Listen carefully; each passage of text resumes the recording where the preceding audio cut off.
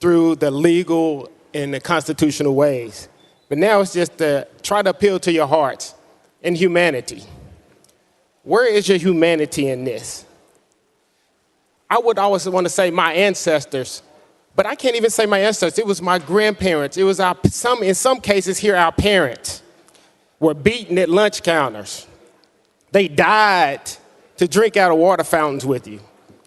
They died because they wanted to use the restrooms with you. Died because they wanted to love who they wanted to love. And died for us to have this right to vote. And I think it's important to think and pause, and I would hope that everybody's paying attention and not just letting this go over their head, because this is a very important bill. We're about to change the course of history, and we need to be paying attention and not having sidebar conversations. Because that shows me how important it is to you that you don't care that this is a game. This is not a game. This is real life. And I have to fight as if my life depends on it. You know, laws are in place. They had to put these protections and laws in place because white men throughout history have shown that they will do the wrong thing. And look where we are now. You know, we're going to force people to do something that they're not supposed to do. And then just because you can do something doesn't mean that you can't have to do something. If this legislature was in place in the 1960s, black people still wouldn't have the right to vote. They still wouldn't have this past civil rights if this legislature was in place right now. So I want you to pause and think about this. Republicans have been in charge for the last 14 to 16 years. Still, constituents across Tennessee still have no health care, still have problem finding shelter, housing, grocery prices are rising. And what are we doing about it? We're taking away their voice. So my question is that if the Republican policies were so great, then why do we need to change the lines to rig elections? And why should people be forced to listen to do what we have to do here? So people should pick their representation, not elected officials picking who they want to represent. This is all kinds of wrong. And I can't explain to you how hard it is to keep the emotions in check when I know the importance of what people, my grandparents, my parents went through for me to have this right to be here, to stand here today. So I'm asking my colleagues across the aisle, do the right thing. Don't do what you think you're supposed to do by following your leadership. When we got in here, we pledged allegiance to the flag of the United States. We didn't pledge allegiance to one person that's in charge.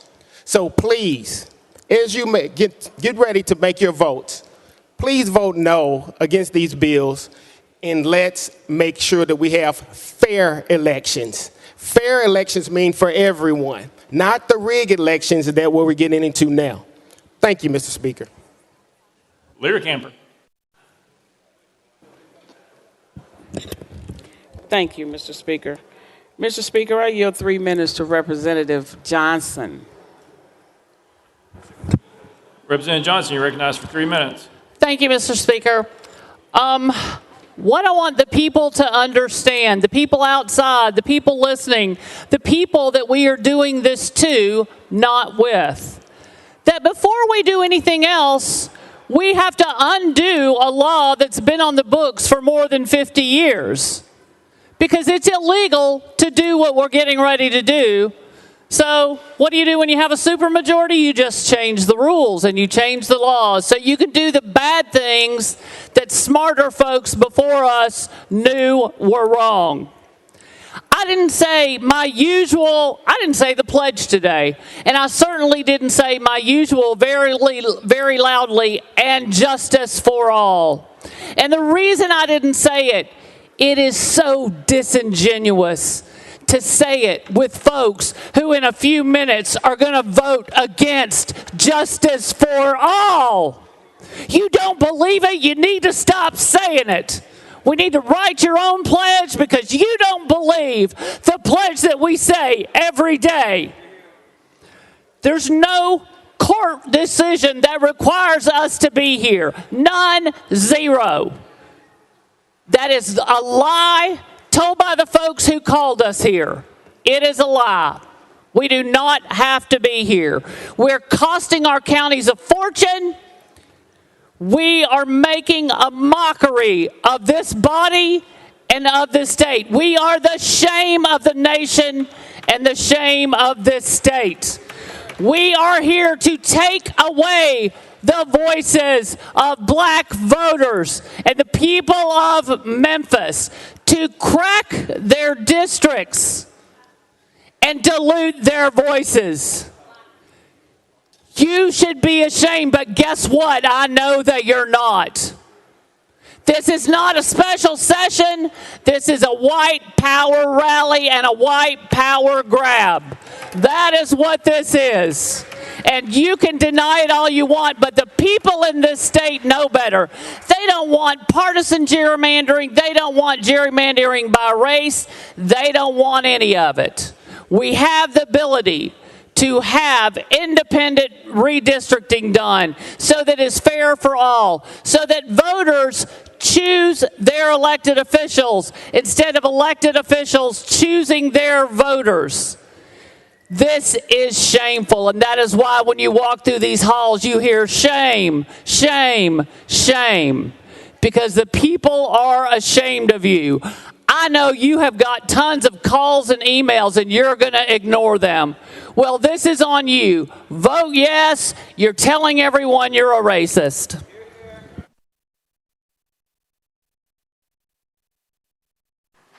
Leader Camper. Thank you, Mr. Speaker. Mr. Speaker, I yield 4 minutes to Representative Love. Representative Love, you're recognized for 4 minutes. Thank you, Mr. Speaker. Thank you, members. Just want to lay out something for you, members, just to understand this process that's not being done the right way. 1981, 1992, 2001, 2012, 2022. Each of those moments were moments when a redistricting process took place. Bills were filed, bills were deliberated, bills were passed after data was collected from the 10-year, what we call the census. The reason that was done because we wanted to make sure that if there were population shifts in the state, we didn't want any district having fewer people or one district having more people and the representation not being fair. And this was the process, and it has worked. Matter of fact, there was an ad hoc redistricting committee that many of you were a member of not too long ago in 2021 and 22. In the call of the governor for this special session, the language says that we are being called to consider and then to act upon legislation. We have not even had time to consider if there have been changes because it was a rush process in the middle of the decade. I want you to ask yourself, members, what kind of sense does that really make? And if we set this precedent, does that mean that next year, around this time, that we should have another call from a different governor to see if the lines are good enough in that congressional district and perhaps the one you have now be shifted again? This is the danger of what we're doing. It has worked before we got here. It'll work after we leave. And so I'm appealing to your common sense, and not just your common sense, but your decency. If this was being done to your state house district, would you sit here and say it's okay? If there was a call from the governor to look at every state house district in the middle of a 10-year period while you were preparing to run for re-election, think about that. and then the lines were moved, and maybe you didn't have those same precincts you had where your base was. How would you feel if you had your base taken away from you and the representation not given? So here we are, about to do something that doesn't make any sense. 1981, 1992, 2001, 2012, 2022. How is it that none of that is good enough for us to look back and say, if it worked then, why must we change it now? So I appeal to your conscience, and I appeal to your sensibilities, but I also appeal to your intelligence. Vote against this bill. It is setting a bad precedent, but more than that, it is dismantling the power of those African American voters in the 9th congressional district. And anybody who says any different is not being forthright and truthful, because you don't just accidentally stumble upon a map that divides within a few percentage points the black voters in the 9th district. Thank you. Leader Camper. Thank you, Mr. Speaker. Mr. Speaker, I yield 4 minutes to Representative Glenn. Representative Glenn, you're recognized for 4 minutes. Thank you, Mr. Speaker. Members, I want you to think about something. I want you to think about what we call a commitment to conscience. A commitment to conscience. In the book of Daniel, there were 3 young men, and I told this story before, Shadrach, Meshach, and Abednego. Their commitment to conscience would not allow them to bow down to the king. Their commitment to conscience would not allow them to bow down to the king. So this commitment that we have to our conscience to say, this is not right. This is not who we are. When I joined the Army, I had 3 priorities: my faith, my family, and my career. If it didn't align with my faith, it wasn't good for me. If it brought shame on my family, it wasn't good for me. If it jeopardized my career, it wasn't good for me. So my commitment to conscience said I had to do the right thing no matter what. So when I deployed across seas, no matter how I felt about the war, it doesn't matter. I was called to do a duty, but I did it the right way. I did it the way it was supposed to be done, because my commitment to conscience said, do it the way it's supposed to be done. Do not bring shame on your family. Do not go against your faith, and do not jeopardize your career. As many of you know, I umpire baseball. And sometimes there's a team out there that I really don't like. But because I umpire baseball, I don't change the rules in the middle of the game to allow the team that I like to win. Because those kids deserve a fair umpire. An umpire that says a ball is a ball and a strike is a strike. So I tell you this, and I challenge you to this.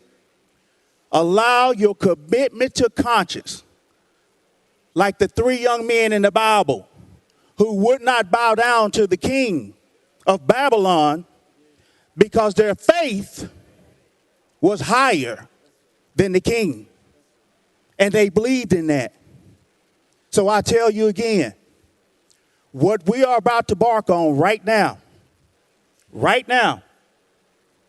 is a moment that is an epic that will remain stenciled in the mental sheets of unfolding generations. Do the right thing. Do the right thing. I yield my time back. Leader Gallery, you all have been warned that you cannot do that. Sorry. Leader Camper.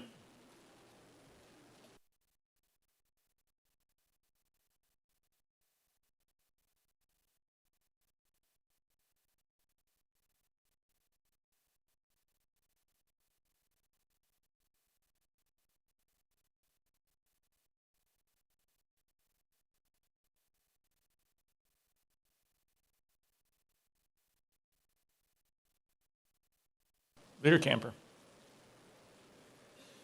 Thank you, Mr. Speaker. I reserve the balance of my time. Leader Lambert. Thank you, Mr. Speaker. The House Republican Caucus will not be utilizing our entire time on this particular piece of legislation. I appreciate all the comments that have been made. This bill just deletes the last sentence of TCA 2-16-102 that allows us to enter into this conversation. With that, Mr. Speaker, I renew my motion.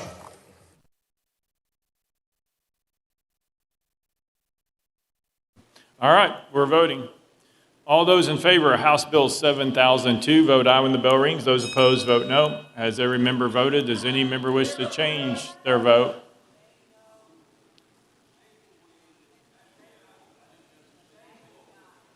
Ms. Ashley, aye. Mr. Clerk, please take the vote. Aye, 66, 24 nays, 5 present, not voting. House Bill 7002, having received a constitutional majority, I hereby declare it passed without objection. The motion reconsider is tabled. Call up next bill, Mr. Clerk. House Bill 1 by Leader Lambert and others relative to 2026 congressional elections. Leader Lambert, you're recognized. Thank you, Mr. Speaker. Move passage of House Bill 7001 on third and final consideration. Leader Lambert moves passage, following seconded. Mr. Clerk, call up First Amendment. House Congressional Redistricting Committee Amendment number 1. Chairman Farmer, you're recognized. Thank you, Mr. Speaker. Move to adopt. Chairman Farmer moves adoption of Committee Amendment number 1. Probably seconded. Any discussion on the amendment? Seeing none, all those in favor of Committee Amendment number 1 say aye. Aye. All those opposed say no. The ayes have it. You adopted. Next amendment, Mr. Clerk. House Amendment 2 by Representative Jones and Davis, Mr. Speaker, was not timely filed. Representative Jones, you're recognized. Thank you, Mr. Speaker. I just handed the Representative Lambert the Confederate flag saying we will not go back because you are trying to bring us back to the Confederacy by bringing us here for this racist, Representative immoral... Jones, I'm going to stop you right there. You've got 1 minute to do your amendment, which is untimely filed. We are not grandstanding on this floor talking to another member in that regard. You know the rules. If you want to address your amendment, please address your amendment. Representative Jones, you're recognized. Thank you, Mr. Speaker. Can the clerk read the amendment since they told us last minute into the record, and then I will respond. Would he mind reading the amendment for the record? We got objection. So if you want to put it up, we can put it up. Representative Jones. Thank you. I see we're working according to Jim Crow's rules today. This amendment is trying to point out the fact that this gathering that we have here today is about disenfranchising specifically black people. The speaker yesterday said that this is not about race, but everything that we've seen about this map and about this process has been racialized. The ways that we have stacked these committees to put members on who are seething with racism. The rhetoric used to attack majority black communities as not deserving representation under the guise of fairness. And so this amendment is simply trying to add into the record a process to prevent this from happening on behalf of our constituents. I think that Cameron Sexton has brought us here as the Grand Wizard in Chief here of this chamber to try and disenfranchise black people. We have to call it for what it is. It's shameful, and he'll be... You failed to move for consideration of amendment number 2.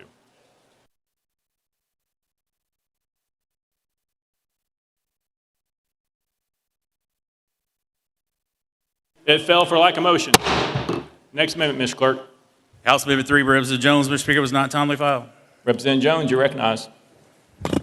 Again, the clerk delayed till last minute to tell us what number our amendment would be, so we're not even privy to what amendments they're having us talk about. I want to lay that into the record. And so we're here today, once again, for a white sheets caucus meeting in which they're trying to disenfranchise people. There's objection, Representative Jones. Once again, that is out of order. If you would like to stick to the amendment, we will continue. The continuation of what you're doing is against House rules. There's been objection. You can go back, but I caution you to stick to the amendment.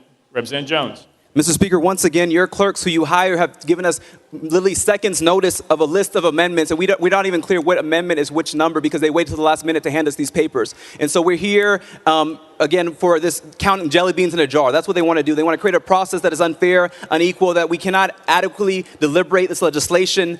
She gave us a whole stack of amendments here saying that they weren't in the call and gave us a list saying that a few are. This is the unfairness of this process that has been the subject of this entire special session of rushed decisions, of rushed deliberation. It is a form of Jim Crow terror. You know what you're doing. It's shameful, but we know that you all are going to fall in line behind this man here who's going to lead you down the path of racism and white supremacy. It's wrong. It's immoral. And we say do justice, love mercy, and walk humbly. It fails for lack of a motion. Next amendment, Mr. Clerk. House Amendment 4 by Representative Johnson. Mr. Speaker, was not timely filed. Representative Jones, you're recognized. Once again, the clerk has put us at a disadvantage by giving us our amendments seconds before saying which ones were. Johnson of Knox. It's her amendment, my fault. And members, just so that you know, all these amendments were filed after session started at 9:20 a.m., just for the record. Representative Johnson, you're recognized. Thank you, Mr. Speaker. What this amendment does is allow some transparency and accountability. It requires public disclosure of outside consultants or contractors involved in congressional map drawing. The public deserves to know who helped draw the maps. There's been no transparency. No one's talked to the public, given this stuff to the public in time to respond to the maps that were drawn yesterday morning that we got. This allows for transparency and public disclosure of anyone involved in the congressional map drawing. Move consideration. There we go. That's proper motion, properly seconded. We're voting for consideration of amendment number 4. All those in favor of considering amendment number 4, vote aye when the bell rings. Those opposed, vote no. Has every member voted? Does any member wish to change their vote?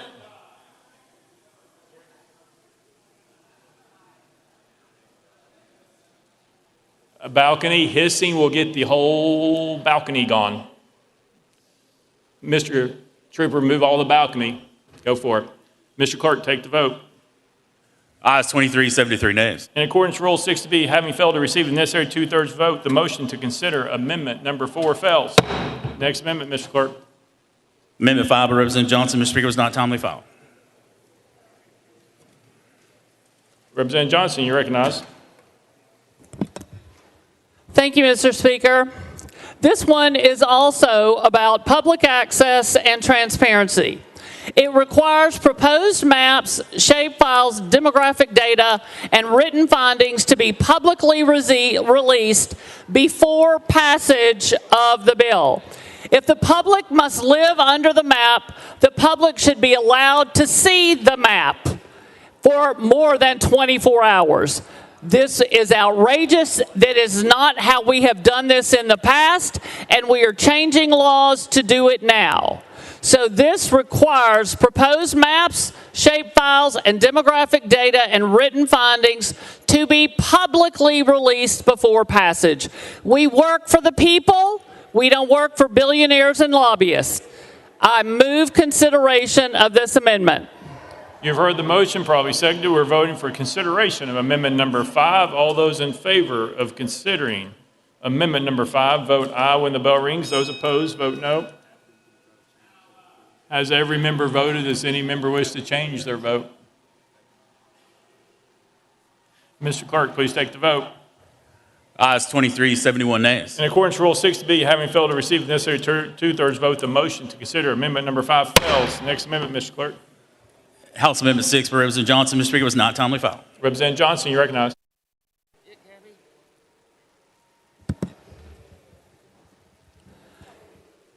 Here we are again. This amendment is about transparency and accountability. It requires the written findings identifying the legal basis, necessity, and minority voting impact of proposed maps. Let me say that again. It requires reporting of the minority voting impacts of proposed maps. If districts are being changed, if they are being cracked mid-decade, the public deserves a written explanation of why this is happening. The public deserves this information. I move consideration of Amendment 6. Proper motion, probably seconded. We're voting for consideration of amendment number 6. All those in favor of considering amendment number 6, vote aye when the bell rings. Those opposed, vote no. Has every member voted? Does any member wish to change their vote?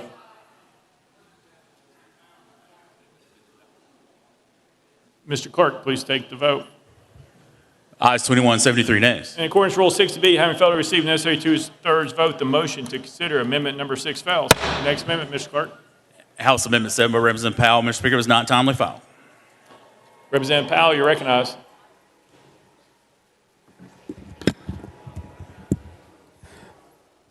Thank you, Mr. Speaker. This amendment is very important, and anyone who's interested in making sure that anything we're doing here, as we already know it's illegal, but at least this amendment says that there's a legal basis for this. That there's a legal basis for the purposes of even being here. And the necessity for any revisions to districts between apportionment and the impact of the proposed plan will have on minority voting strength and communities of interest will be considered. This is a very important amendment.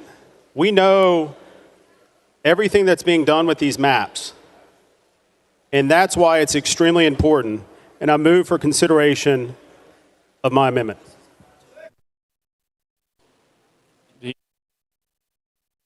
That's proper motion, probably second. We're voting for consideration of amendment number 7. All those in favor of considering amendment number 7, vote aye when the bell rings. Those opposed, vote no. As every member voted, does any member wish to change their vote?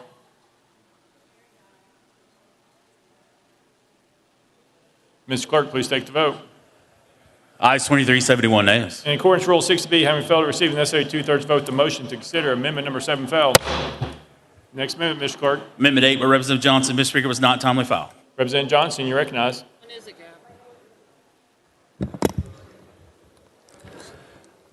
Thank you, Mr. Speaker.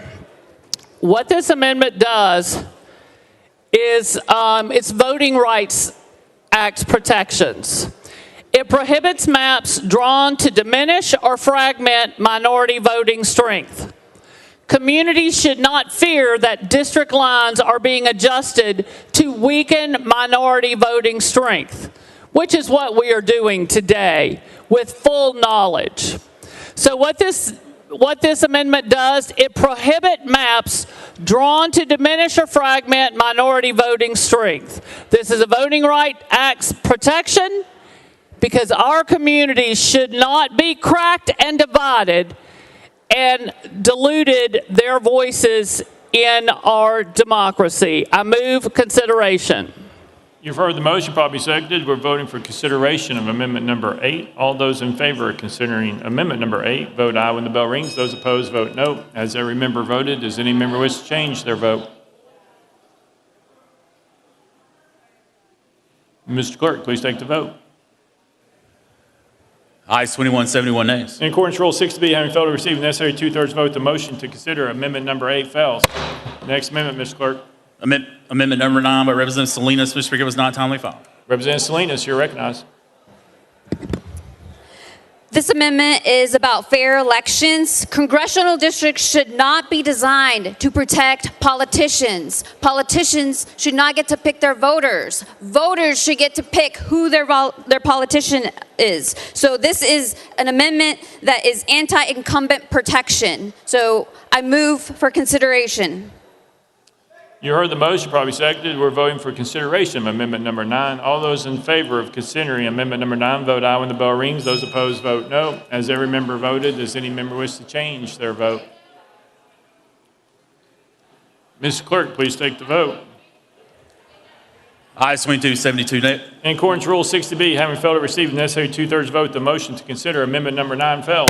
Next amendment, Mr. Clerk. Amendment 10 by Representative Jones and Davidson. Mr. Speaker, was not timely filed. Representative Jones and Davidson, you recognized. Thank you, Mr. Speaker. This amendment requires written evaluation of impacts on minority communities. It requires a voting rights analysis. The General Assembly should understand how proposed maps affect minority communities before voting. Yesterday, the Speaker was asked when he presented this map, how would black communities be impacted? He said he didn't know, but we know that they base this off of census data. Census data does not include partisanship, it includes racial data. And so the Speaker has been clearly working with Doug Himes, the Ethics Council, to create a racially gerrymandered map intentionally. This requires for us to be presented with that racial analysis before we are able to vote on legislation. And with that, I move for consideration of amendment number 10. You've heard the motion, probably seconded. We're voting for consideration of amendment number 10. All those in favor of considering amendment number 10, vote aye when the bell rings. Those opposed, vote no. Has every member voted? Does any member wish to change their vote?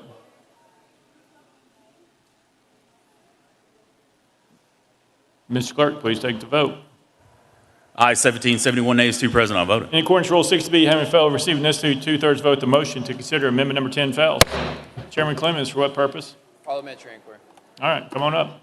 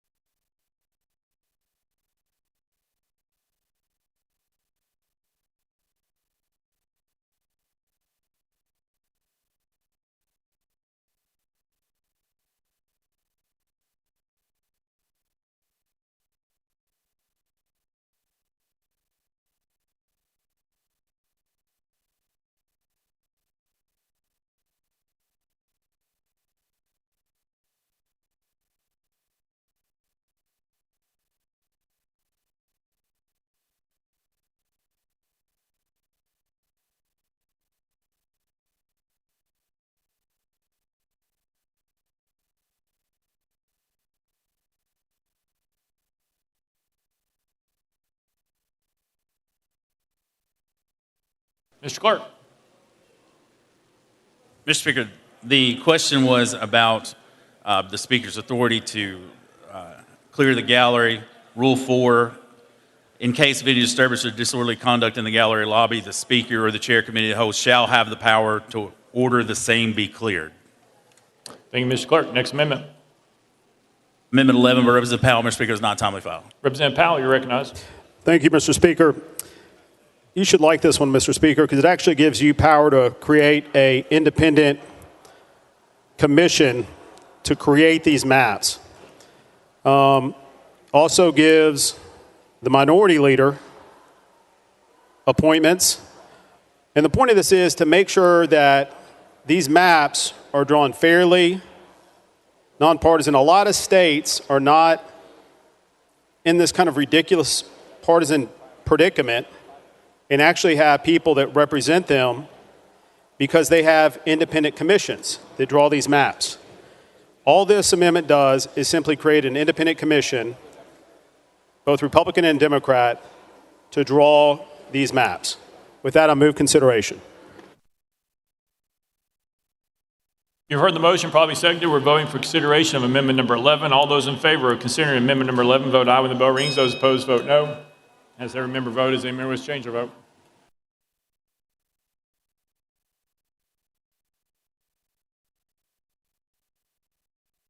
Ms. Clerk, please take the vote. Ayes 21, 72 nays. In accordance with Rule 60B, having failed to receive the necessary two-thirds vote, the motion to consider amendment number 11 fails. Next amendment, Ms. Clerk. House Amendment 12 by Representative Salinas, Mr. Speaker, was not timely filed. Representative Salinas, you're recognized. Republicans and Democrats, independents, all voters are tired of gerrymandering. They know that our system is not working. So this is an anti-gerrymandering amendment. It requires revised congressional districts to remain reasonably compact. That means that we will not have districts that reach from Memphis all the way past Middle Tennessee. And those people are, I move for consideration. That's a proper motion, properly seconded. We're voting for consideration of Amendment 12. All those in favor vote aye. All those opposed vote no. Has every member voted? Does any member wish to change their vote? Mr. Clerk, please take the vote. Ayes 22, 72 nays. In accordance with Rule 60B, having failed to receive the necessary two-thirds vote, the motion to consider Amendment 12 fails. Next amendment, Mr. Clerk. House Amendment 13 by Representative Jones and Davidson, Mr. Speaker, is not timely filed. Representative Jones, you're recognized. Thank you, Mr. Speaker. I said we go under the rule because I can't hear what you're saying. I can't help that. You need to continue. The Speaker's ordering the gallery cleared for the record. And so this amendment requires districts to reflect residents and communities rather than a statewide ideology. It's about local representation. Congressional districts are intended to represent people and communities within those districts, not a predetermined statewide ideology. Yes, this is the people's house. This amendment is to say that this is the people's house. It's not Cameron's house. It's not the governor's house. It's the people's house. And so people are being drugged from the gallery for exercising their voice under the state constitution. The state constitution says that non-resistance against arbitrary power is slavish, and that we must resist this type of arbitrary power grab. And so people above me, we can't even hear, they're being taken out by the order of Cameron Sexton. The citizens whose voices are being taken away are being drugged from the galleries all around us. This is what history is going to bear witness to in this moment. Amendment 13 fails for lack of a motion. Next amendment, Mr. Clerk. Amendment 4 by Representative Powell. Mr. Speaker, it was not timely filed. Representative Powell, you're recognized. Thank you, Mr. Speaker. This is maybe one of the most important American amendments that I'm sponsoring today.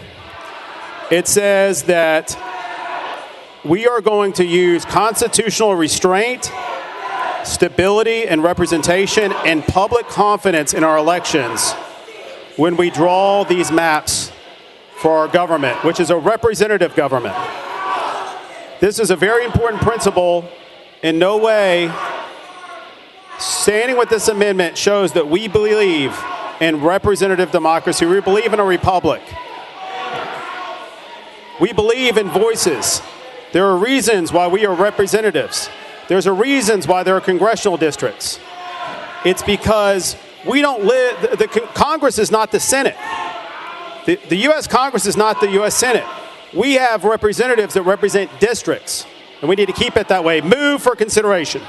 You've heard the motion, probably seconded. We're voting for consideration of amendment number 14. All those in favor of considering amendment number 14, vote aye when the bell rings. Those opposed, vote no. Has every member voted? Does any member wish to change their vote? Mr. Clerk, please take the vote. Ayes 21, 70 nays. In accordance with Rule 60B, having failed to receive necessary two-thirds vote, the motion to consider amendment number 14 fails. Next amendment, Mr. Clerk. House Amendment 15 by Representative Powell. Mr. Speaker, was not timely filed. Representative Powell, you're recognized.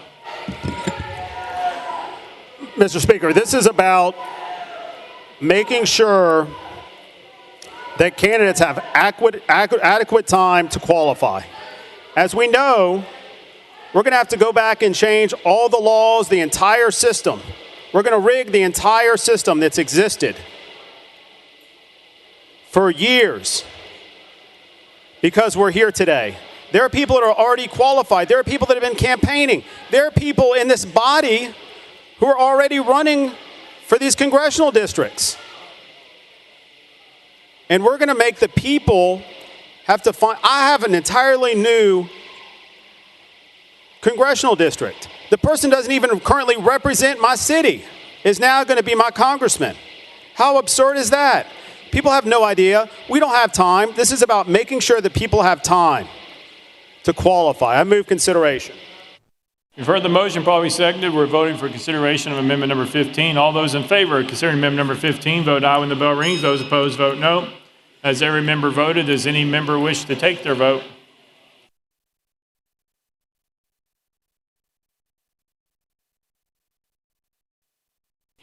Mr. Clerk, please take the vote. Ayes 23, 73 nays. In accordance with Rule 60B, having failed to receive the necessary two-thirds vote, the motion to consider amendment number 15 fails. Next amendment, Mr. Clerk. Amendment 16 by Representative Salinas. Mr. Speaker, was not timely filed. Representative Salinas, you're recognized. This amendment is about election stability. It requires the state to finalize maps at least 90 days before qualifying deadlines. This gives candidates notice so that they can make plans. So this should be a bipartisan vote because who is against? If you vote against this, you're against having candidates have 90 days before their maps are put into place. So this would allow candidates to plan accordingly, to budget accordingly, to reach the right voters at the right time. So with that, I move for consideration. Proper motion, probably seconded. We're voting for consideration of amendment number 16. All those in favor of considering amendment number 16, vote aye when the bell rings. Those opposed, vote no. Has every member voted? Does any member wish to change their vote? Mr. Clerk, please take the vote. Ayes 22, 72 nays. In accordance with Rule 6B, having failed to receive the necessary two-thirds vote, the motion to consider Amendment 16 fails. Next amendment, Mr. Clerk. House Amendment 17 by Representative Salinas, Mr. Speaker, was not timely filed. Representative Salinas, you recognize. This amendment is about election stability. It requires implementation and minimizing disruption to voters and election officials. Let's not forget that what we are doing is putting a strain on election officials. That is your administrator of elections in your county. It's putting a financial strain. It's putting a lot of work on their plates in the middle of an active election. Let's not forget that we have an active election. They are going to have to reach out to voters and explain to them and then retrain the people that run the elections.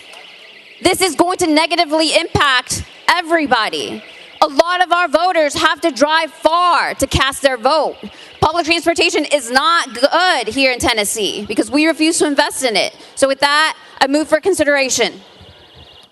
You've heard the motion, probably second. We're voting for consideration of amendment number 17. All those in favor of considering amendment number 17, vote aye when the bell rings. Those opposed, vote no. As every member voted, does any member wish to change their vote? Ms. Clerk, please take the vote. Ayes 22, 71 nays. In accordance with Rule 6B, having failed to receive the necessary two-thirds vote, the motion to consider amendment number 17 fails. Next amendment, Ms. Clerk. House Amendment 18 by Representative Powell, Mr. Speaker, was not timely filed. Representative Powell, you recognize. Thank you, Mr. Speaker. So it's interesting in the discussions yesterday in committee, the census is drawn at the, collected in 2020, redraw those districts for the 2022 elections. Tennessee has dramatically changed its makeup in population, in demographics, since we used that census data. And this simply says that congressional districts established in 2026 must be established based on the residents and communities contained within each district and not upon assumptions regarding a single statewide political or ideological identity. Yesterday it was stated the only reason we're doing this is for politics. That's absurd. That is wrong. And that's it. And we know that's not even right. This is being done because of race. This is being done because of race. It's being done to divide a city. It's now being done to divide my city yet again. I move consideration. You've heard the motion, probably seconded. We're voting for consideration of amendment number 18. All those in favor of considering amendment number 18, vote aye when the bell rings. Those opposed, vote no. As every member voted, does any member wish to change their vote? Mr. Clerk, take the vote. Ayes 21, 70 noes. In accordance with Rule 6B, having failed to receive the necessary two-thirds vote, the motion to consider amendment number 18 fails. Next amendment, Mr. Clerk. Amendment 19 by Representative Johnson, Mr. Speaker, was not timely filed. Representative Johnson, you recognize. Thank you, Mr. Speaker. This amendment is about decennial stability. It recognizes historic decennial redistricting as promoting democratic legitimacy. It's about public confidence in the things that we do up here, in the drawing of these maps, that we're not drawing them for our own benefit, to keep our seats, because that's what some of these folks are going to be voting for today. They're worried about keeping their power. They are taking advantage of the voters, taking their voice, and they are choosing their voters. Stable congressional districts strengthen confidence in representative government. That's what we need here. We need confidence in this government because everything we are doing in this special white power session is taking away confidence. So I move adoption. You've heard the motion, probably second. We're voting for consideration of amendment 19. All those in favor of considering amendment number 19, vote aye when the bell rings. Those opposed, vote no. Has every member voted? Did any member wish to change their vote? Mr. Clerk, take the vote. Ayes 19, 72 nays. In accordance with Rule 6B, having failed to receive the necessary two-thirds vote, the motion to consider amendment 19 fails. Next amendment, Mr. Clerk. Amendment 20 by Representative Johnson, Mr. Speaker, was not timely filed. Representative Johnson, you recognize. Gabby, which one is this?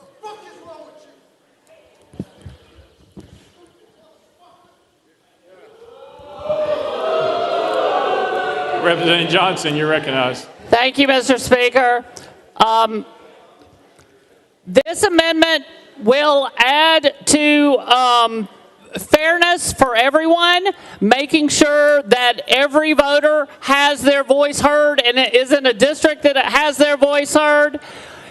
We need to talk about voter education so that people understand what we're doing. We are doing something to people up here, not for them. Move adoption. You've heard the motion, probably second. We're voting for consideration of amendment number 20. All those in favor of considering amendment number 20, vote aye when the bell rings. Those opposed, vote no. As every member voted, does any member wish to change their vote? Mr. Clerk, please take the vote. Ayes 20, 68 nays. In accordance with Rule 6B, having failed to receive necessary two-thirds vote, the motion to consider amendment number 20 fails. Next amendment, Mr. Clerk. Amendment 21 by Representative Powell. Mr. Speaker, was not timely filed. Representative Powell, you're recognized. Thank you, Mr. Speaker. Sometimes when people say in here that we live in a democracy, a lot of people yell at me and say, no, we don't. We live in a republic. Well, then this is one you should all like. All those that yell at me and say we don't live in a democracy, we live in a republic. We do live in a democratic republic, but this says the General Assembly finds that stable and fairly construed congressional districts strengthen Republican self-government and preserve confidence in constitutional representative democracy. It's a very simple principle. It's a very simple principle. We have these congressional districts because each congressman represents, just as we do, districts and people. I move for consideration. You've heard the motion, probably seconded. We're voting for consideration of amendment number 21. All those in favor of considering amendment number 21, vote aye when the bell rings. Those opposed, vote no. As every member voted, does any member wish to change their vote? Mr. Clerk, please take the vote. Ayes 21, 73 nays. In accordance with Rule 60B, having failed to receive necessary two-thirds vote, the motion to consider amendment number 21 fails. Next amendment, Mr. Clerk. Amendment 22 by Representative Jones and Davis. Mr. Speaker, was not timely filed. Representative Jones, you're recognized. Thank you, Mr. Speaker. I want to state for the record that the reason why they're not timely filed is that there was no way to file timely considered amendments because we were rushed through this process in less than 24 hours, given less than 24 hours to consider this map. That's why these are untimely for the clerk. And so this amendment recognizes Tennessee's geographic, economic, racial, cultural, and political diversity. It's about inclusive representation and making sure that Tennessee's diverse communities have their well-deserved meaningful representation. And with that, I move for consideration, Mr. Speaker. You've heard the motion, probably second. We're voting for consideration of amendment number 22. All those in favor of considering amendment number 22, vote aye when the bell rings. Those opposed, vote no. As every member voted, does any member wish to change their vote? Mr. Clerk, take the vote. Ayes 16, 72 nays. In accordance with Rule 6B, having failed to receive necessary two-thirds vote, the motion to consider amendment number 22 fails. Next amendment, Mr. Clerk. Amendment 23 by Representative Powell. Mr. Speaker, was not timely filed. Representative Powell, you're recognized. Thank you, Mr. Speaker. It's a very important amendment. It says the General Assembly finds that representative democracy functions best when voters in congressional districts remain stable between appointments. This is the whole point of why we do this every 10 years, is because people need to know who their congressman is. People need to know who their congressperson is. Right now, these maps are going to dramatically change who people's congressmen are. And you know who the ones are going to get all the phone calls? Is everyone in this room. Because they're not going to know, I'm not even going to know, tell my constituents who their congressperson is. If you were to right now, if my constituents called me, I could not tell them who their congressperson is based on these maps. We don't even have that overlay. Think about that. This is absurd. This is absurd. We have people right now applying to the military academies, and their congressperson's going to change. Think about that if you care about our military academies. I move for consideration. You heard the motion, probably second. We're voting for consideration of amendment number 23. All those in favor of considering amendment number 23, vote aye when the bell rings. Those opposed, vote no. As every member voted, does any member wish to change their vote? Mr. Clerk, take the vote. Ayes 18, 72 nays. In accordance with Rule 6B, having failed to receive the necessary two-thirds vote, the motion to consider amendment number 23 fails. Next amendment, Mr. Clerk. Amendment 24 by Jones and Davis. Mr. Speaker, was not timely filed. Representative Jones, you're recognized. Thank you, Mr. Speaker. Again, we're filing amendments because many of us were not put on committees that met to consider this legislation that was forced through in less than 24 hours. And so, again, this is an untimely amendment because there was no way we got the maps within a few hours of the committee meeting, and then we're here the next day voting on maps that we haven't been able to analyze, to be able to break down, to be able to understand. And so this amendment is about avoiding fragmentation. It prohibits unnecessary fragmentation of urban, rural, minority, and historically black communities. It's about community preservation. Communities should not be unnecessarily divided for political purposes. Again, we know what this is about. It's about diluting minority vote. It's about taking us back to pre-1965, pre-Voting Rights Act, an act that was bought with days in jail cells and nights of bomb threats, that was bought with the smack of billy clubs and the blast of fire hoses. Many of you were alive during that time, and perhaps some of you want to take us back to that time. But this amendment is about saying, no, we must move forward toward multiracial democracy and about maintaining the diversity of our state when it comes to race, when it comes to geography, when it comes to urban and rural. And with that, I move for consideration of this amendment, Mr. Speaker. Untimely nonetheless. You've heard the motion, probably seconded. We're voting for consideration. All those in favor of considering amendment number 24, vote aye when the bell rings. Those opposed, vote no. As every member voted, does any member wish to change their vote? Mr. Clerk, take the vote. Ayes 15, 73 nays, one present, I vote. In accordance with Rule 6B, having failed to receive the necessary two-thirds vote, the motion to consider amendment number 24 fails. Next amendment, Mr. Clerk. Amendment 25 by Representative Powell, Mr. Speaker, was not timely filed. Representative Powell, you're recognized. Mr. Speaker, this simply says the General Assembly finds that stable congressional districts promote public confidence in representative government and preserve constitutional restraint in the exercise of redistricting authority. We set a really dangerous precedent here. Now that we've changed the law, we can come back whenever and change these congressional districts. We set a dangerous precedent in the state, a dangerous precedent. Everybody in this room should stop and think about that. Our president, it's not my president, but the president, does not control the state of Tennessee and how we draw our congressional districts. We're telling people not to have confidence in representative democracy. That is what we are doing right now. This is alarming. And if you stand for representative democracy, I ask for you to vote for this, move for consideration. For the motion, probably second, we're voting for consideration of amendment number 25. All those in favor of considering amendment number 25, vote aye when the bell rings. Those opposed, vote no. Has every member voted? Does any member wish to change their vote? Mr. Clerk, please take the vote. Ayes 19, 71 nays. In accordance with Rule 6B, having failed to receive the necessary two-thirds vote, the motion to consider amendment number 25 fails. Next amendment, Mr. Clerk. House Amendment 26 by Representative Salinas, Mr. Speaker, was not timely filed. Representative Salinas, you're recognized. Thank you. This amendment is about voter awareness. I don't know if y'all remember the quote of Trump saying that he loves the uneducated. Well, I think we have opportunity to prove him wrong and put something that educates our voters, that lets them know, explains to them about the voting process, making sure that we have civics back into our state, that people are aware, not only what they're voting for, but who they're voting for and what district they're in. So this would require a 60-day period that would allow us to educate voters. Education. We all say that we are passionate about education. Why would we not want our voters to know? It gives us time to have these conversations. So I move for consideration. For the motion, probably second, we're voting for consideration of amendment number 26. All those in favor of considering amendment number 26, vote aye when the bell rings. Those opposed, vote no. Has every member voted? Does any member wish to change their vote? Mr. Clerk, please take the vote. Ayes 18, 71 nays. In accordance with Rule 6B, having failed to receive the necessary two-thirds vote, the motion to consider amendment number 26 fails. Next amendment, Mr. Clerk. Amendment 27 by Representative Jones and Davis, Mr. Speaker, was not timely filed. Representative Jones, you're recognized. Thank you, Mr. Speaker. Again, this is untimely because we were given 3 days for a sham process without real deliberation, forced through committee with less than 24 hours notice and being aware of what these maps were. And now we're on the House floor at 9 a.m. to vote on this racist gerrymander Jim Crow map. And so this amendment is about minority opportunity preservation. It preserves minority voting opportunities required by federal law. It's about Voting Rights Act compliance. Tennessee should preserve minority voting opportunity where required by federal law. We know that this is about race, no matter what the speaker says. His chief of staff went to school in Memphis. He knows it's a majority black city. He was just in Memphis recently. They know it's a majority black city. And if they have questions, they have some members of Shelby County delegation in the Republican caucus who can clearly tell them that it's a majority black city. And yesterday in committee, Representative Lowell wanted to bring up crime in Memphis, clearly racializing this debate when he brought that up in committee, saying that there's crime and this is going to help to weaken crime. So he revealed what the Republican caucus is doing. It's about race. He's given us a basis to know that this is about race. So thank you, Representative Lowell, for doing that. So this is about, once again, Voting Rights Act compliance. And with that, I move for consideration of this amendment. You heard the motion, probably second. We're voting for consideration of amendment number 27. All those in favor of considering amendment number 27, vote aye when the bell rings. Those opposed, vote no. Has every member voted? Does any member wish to change their vote? Ms. Clerk, please take the vote. Ayes 14, 72 nays. In accordance with Rule 6B, having failed to receive the necessary two-thirds vote, the motion to consider amendment number 27 fails. The next amendment, Mr. Clerk. Amendment 28 by Representative Powell. Mr. Speaker, was not timely filed. Representative Powell, you recognize. Thank you, Mr. Speaker. Just so everybody in here knows, and you can't use this excuse anymore, I want to point out Memphis is a majority black city.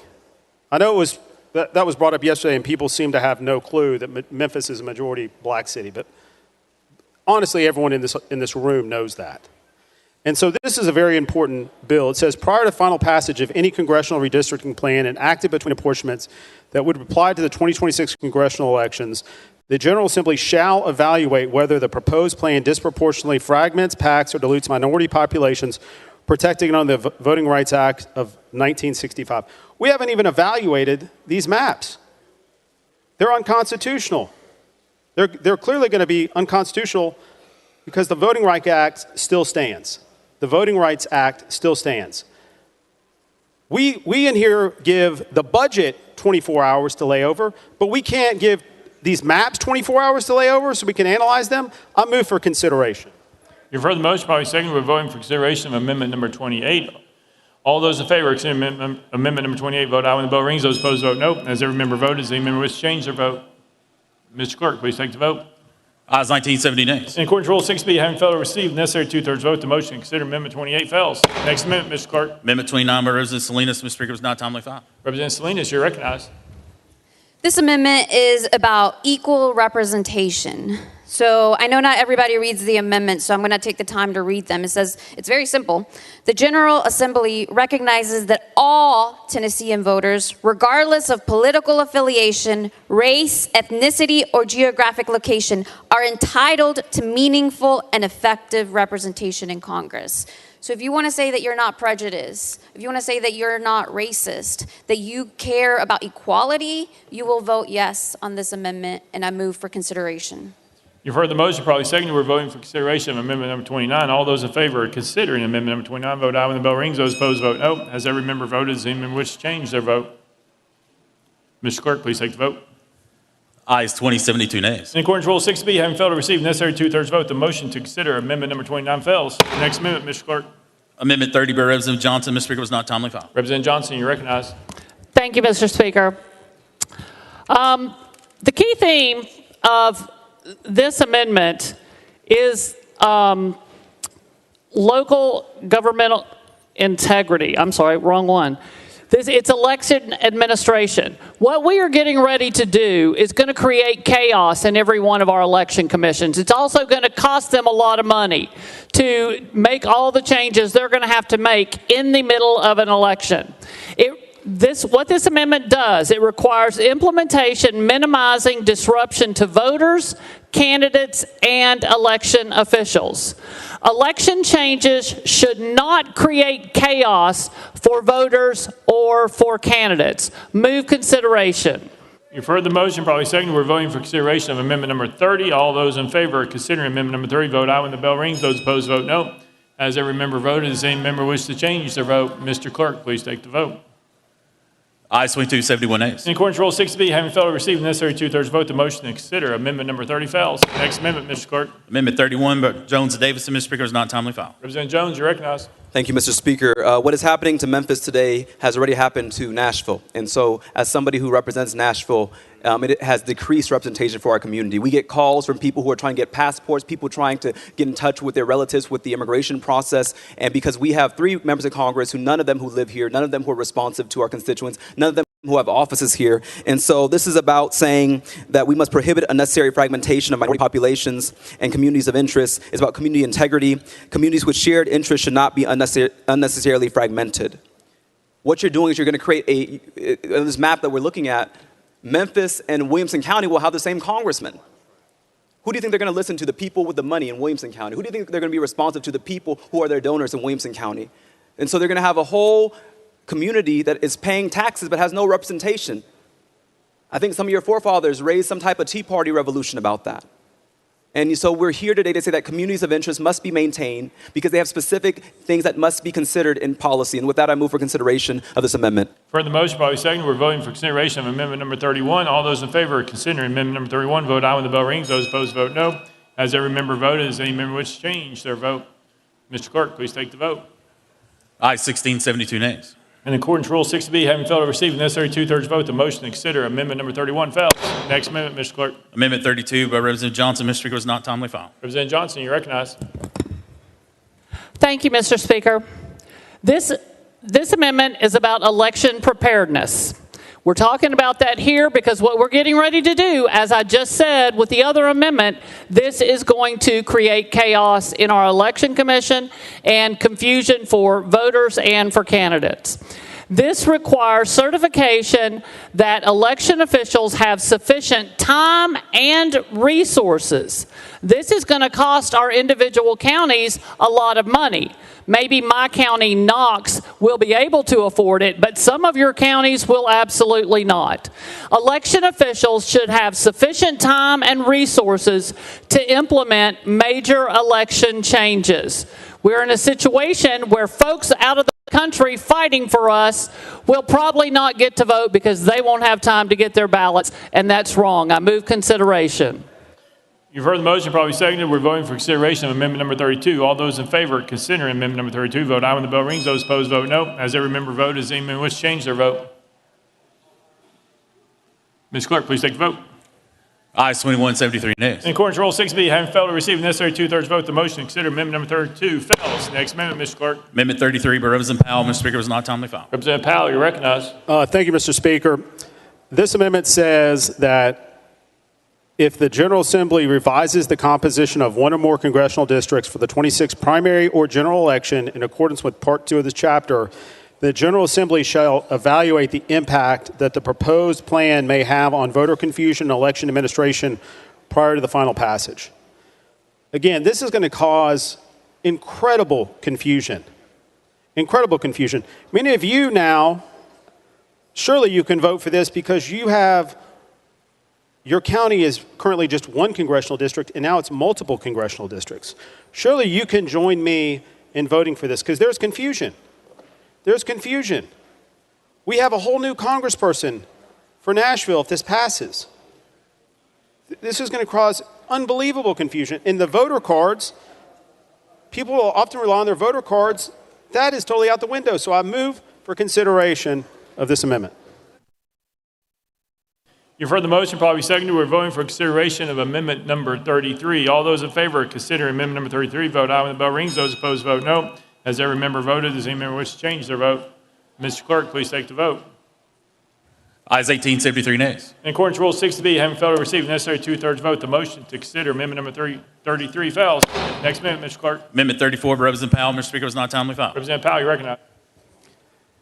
So this is a very important amendment. If there's any prayer, and there's no prayer for this standing judicial scrutiny, but this is an important amendment because it says the authority to alter congressional districts prior to the 2026 congressional elections must be exercised with constitutional restraint and only where clearly necessary to comply with federal law.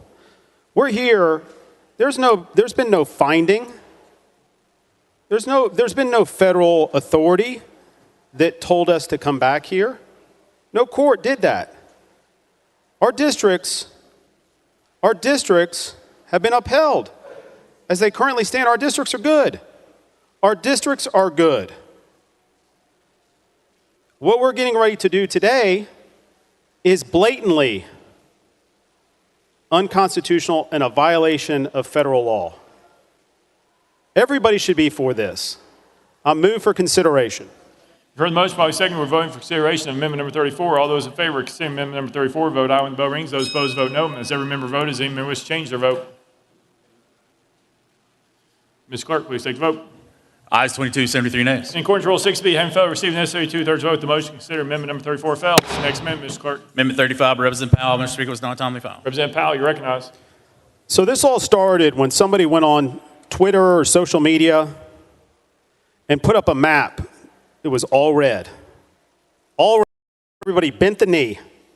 The speaker bent the knee. Lieutenant governor bent the knee. The governor bent the knee.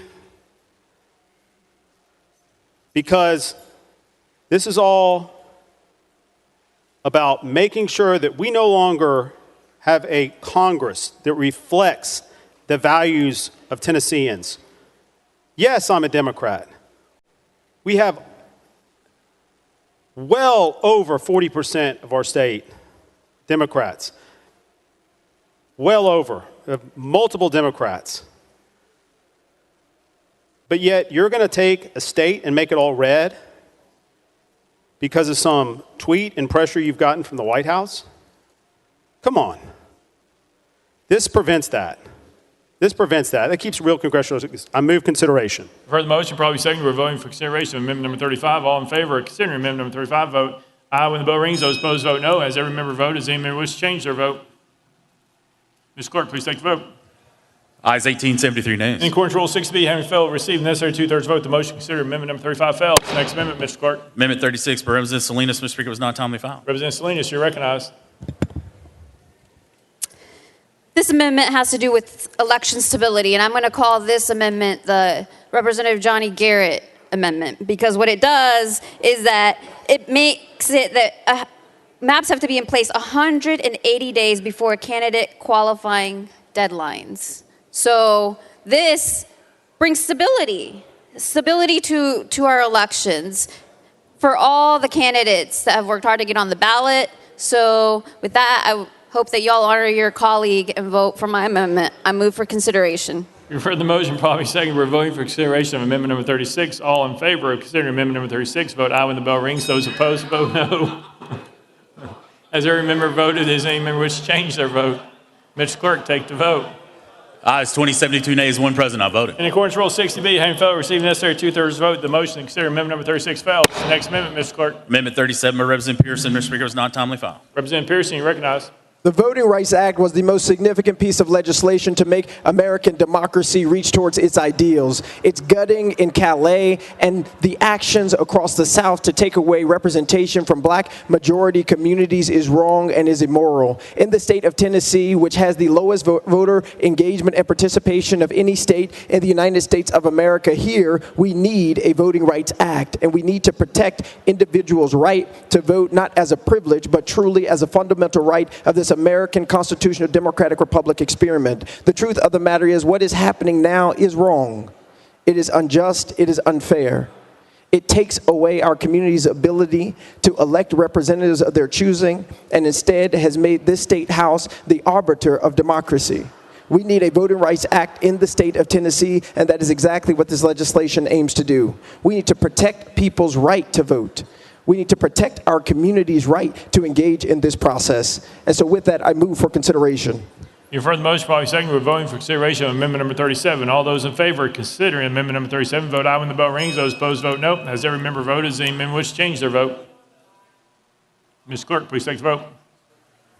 Ayes 19, 73 nays. In accordance with Rule 60B, having failed to receive the necessary two-thirds vote, the motion to consider amendment number 37 fails. Next amendment, Mr. Clerk. Mr. Speaker, no further amendments. Leader Lamberth, you're recognized. Thank you, Mr. Speaker. I renew my motion. Leader Lamberth renews his motion. Leader Camper, you're recognized.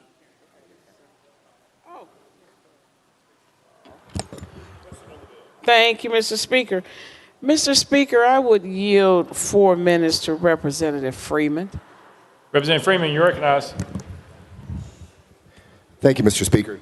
And members, I just kind of want to talk through a little bit about what this bill is doing. I know it's been fast, a lot of changes. There was an amendment that was put on it late. So I just want to make sure that everybody understands what we're doing.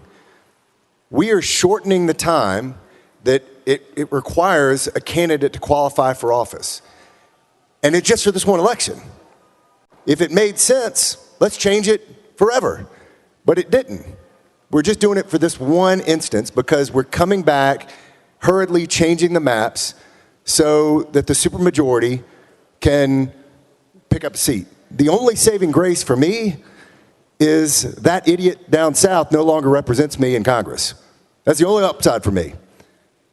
But outside of that, we are now taking away the only majority-minority district in the state of Tennessee. And the reason that that's significant is because we don't listen to minorities in this state, right? We're not listening to what they want and need. We're telling them what we're going to do, and that's not right. We have an opportunity right now to vote against that map, to vote against this, to keep this, keep the maps the way they are, and make sure that the only majority minority district in the state of Tennessee has representation, that they have someone that is listening to them, that they have someone that is doing what they want. When we voted on the maps a couple years ago, I said, when you split up Nashville, you're going to have 3 members that don't live in Nashville that are going to use Nashville as a punching bag. And that's what's happened. They use us as a punching bag. We are a means to an end for political gains. And we're going to do it with the majority minority district. We're better than this. We can do better. I'm amazed that we're here a couple weeks after we left to do this. So thank you. Leader Camper. Thank you, Mr. Speaker. Mr. Speaker, I yield 4 minutes to Representative McKenzie. Representative McKenzie, you're recognized for 4 minutes. Thank you, Mr. Speaker. So, for those of us of a certain age, there was a TV show called Happy Days. And Happy Days was, a show based in the 50s, and it was all about jukeboxes and, race cars. And there was a character called Fonzarello. They called him Fonzie. Fonzie was a cool guy. And so this was a really, really popular show starring Ron Howard and, all those folks. But what happened, the show kept going on, and they kind of ran out of things to talk about. And they ran out of subject matter. So they ended up going a little too long, and they ended up with Albert Fonzarello, Fonzie, in swim trunks and a leather jacket on water skis, jumping a shark. And that became a thing. That became a term. Don't jump the shark. Don't stay around too long. Don't keep going with episodes because it's paying you money to the point that you're doing something so ridiculous as having a man jump a shark.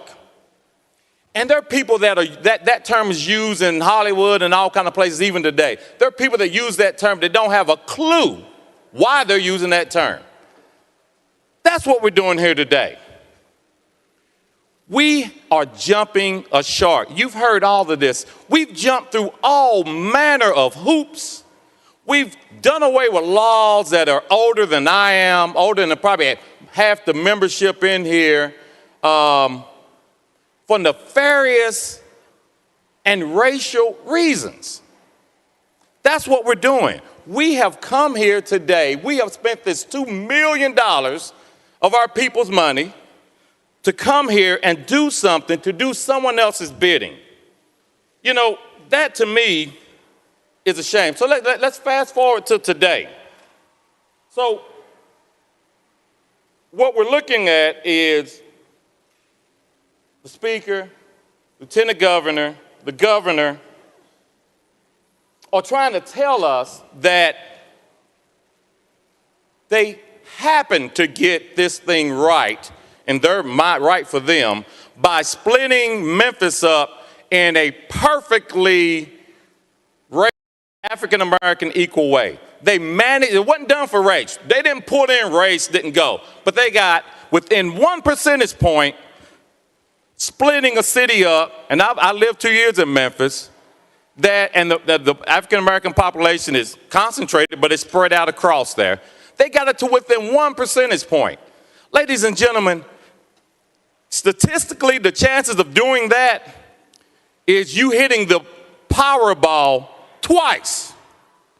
You got a better chance of doing that than hitting these numbers. So that's a lie. That just didn't happen. They took race into consideration, period. Another historical point, the whole term gerrymandering. There was a governor in Massachusetts, Governor Jerry, that created a district that looked like a salamander. So that's where the term comes from. So what this leadership is now telling you, we've gerrymandered Memphis for political reasons. That's not how the 9th District came to be. The 9th District came to be because it's continuous. It's the only one that's just concentrated within basically a county. So you can't tell yourself that this didn't happen for racial reasons. It's an assault on African Americans. Leader Camper, you're recognized. Thank you, Mr. Speaker. Mr. Speaker, I yield 3 minutes to Representative Clemens. Chairman Clemens, you're recognized. Thank you, Speaker, and thank you, Leader Camper. I have a couple of questions. This bill considers notice issues and notice deadlines. Are the notice deadlines referred to in this bill going to refer to changing the deadlines in all 95 counties in every congressional district? Leader Lambert. Yes, that is my understanding. There is also a grandfather clause that for those that have already qualified, they do not have to do anything if they're remaining within the district they qualified in. If they are for some reason in a different district or wish to run in a different district, they would have to notify the Secretary of State. Chairman Clemens. Thank you. And my concern here is the confusion of voters. I think people in all 95 counties don't know exactly what we're doing up here, but they know we're redrawing district lines. And so to the extent that everyone is going to be wondering or scratching their head what happened up here today and whether or not their congressional district changed or if it didn't, I think we do need to make sure that all voters in all 95 counties receive some sort of notice within a respective timeline to ensure whether or not they remain in the same congressional district.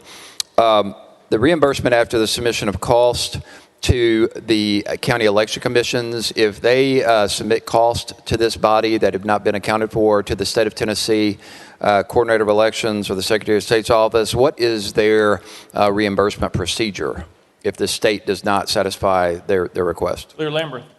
Thank you. And again, that qualifying deadline would end at noon on May the 15th for either new candidates that wish to qualify or candidates that wish to re-qualify on your prior question. So May 15th at noon. And I would encourage candidates to go ahead and get their paperwork in. The parties have 2 days after that to determine whether or not to remove someone.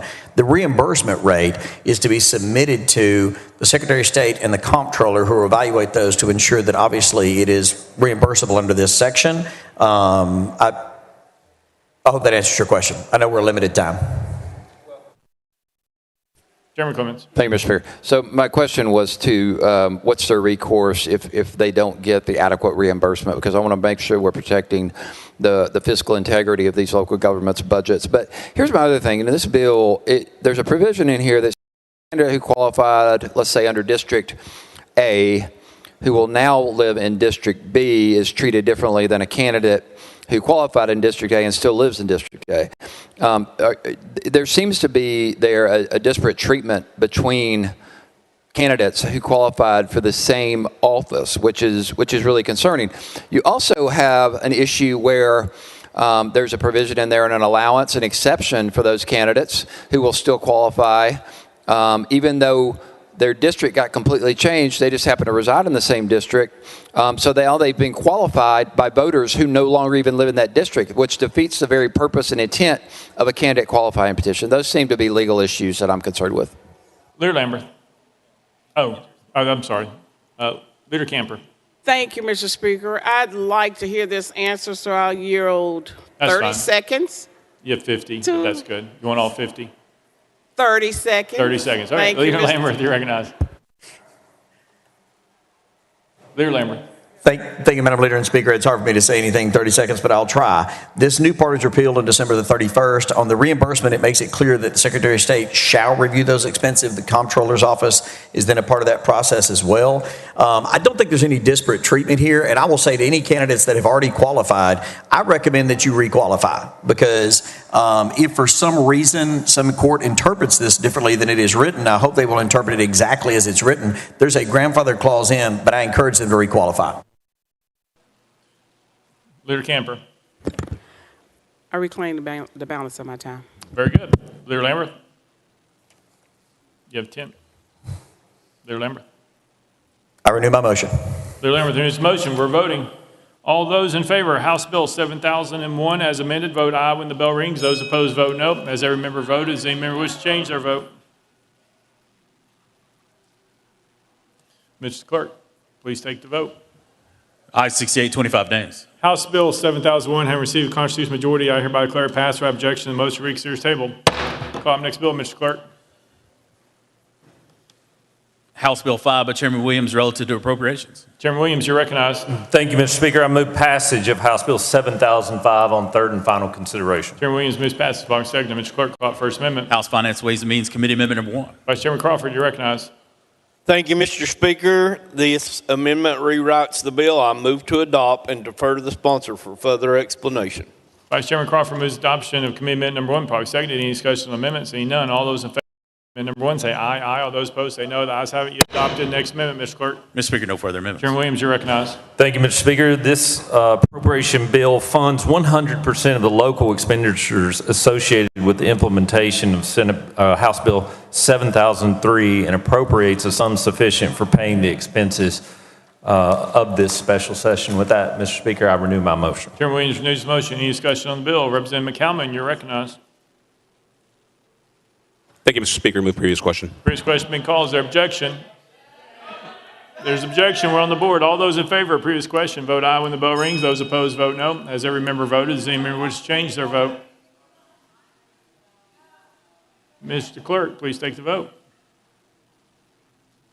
Aye 73, 22 nays. Previous question prevails. We're voting. All those in favor of House Bill 7005 as amended, vote aye when the bell rings. Those opposed, vote no. Has every member voted? Does any member wish to change their vote? Mr. Clerk, please take the vote.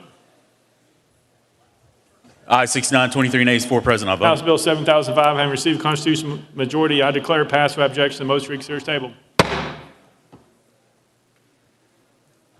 Mr. Clerk, call up next bill. House Bill 3 by Representative Zachary and others relative to congressional districts. Deputy Speaker Zachary, you recognize. Thank you, Mr. Speaker. I move passage of House Bill 7003 on third and final consideration. Deputy Speaker Zachary moves passage. Probably seconded. Mr. Clerk, call up First Amendment. House Congressional Redistricting Committee Amendment. Chairman Farmer, you're recognized. Thank you, Mr. Speaker. Move to adopt. Chairman Farmer moves adoption. Committee amendment number 1. Probably seconded. Any discussion on amendment? Seeing none. All those in favor of committee amendment number 1 say aye. Aye. All those opposed say no. The ayes have it. You adopted. Next amendment, Mr. Clerk. House Amendment 2 by Representative Johnson. Mr. Speaker, was not timely filed. Representative Johnson, you recognize. Okay, do I say that? Do I say that?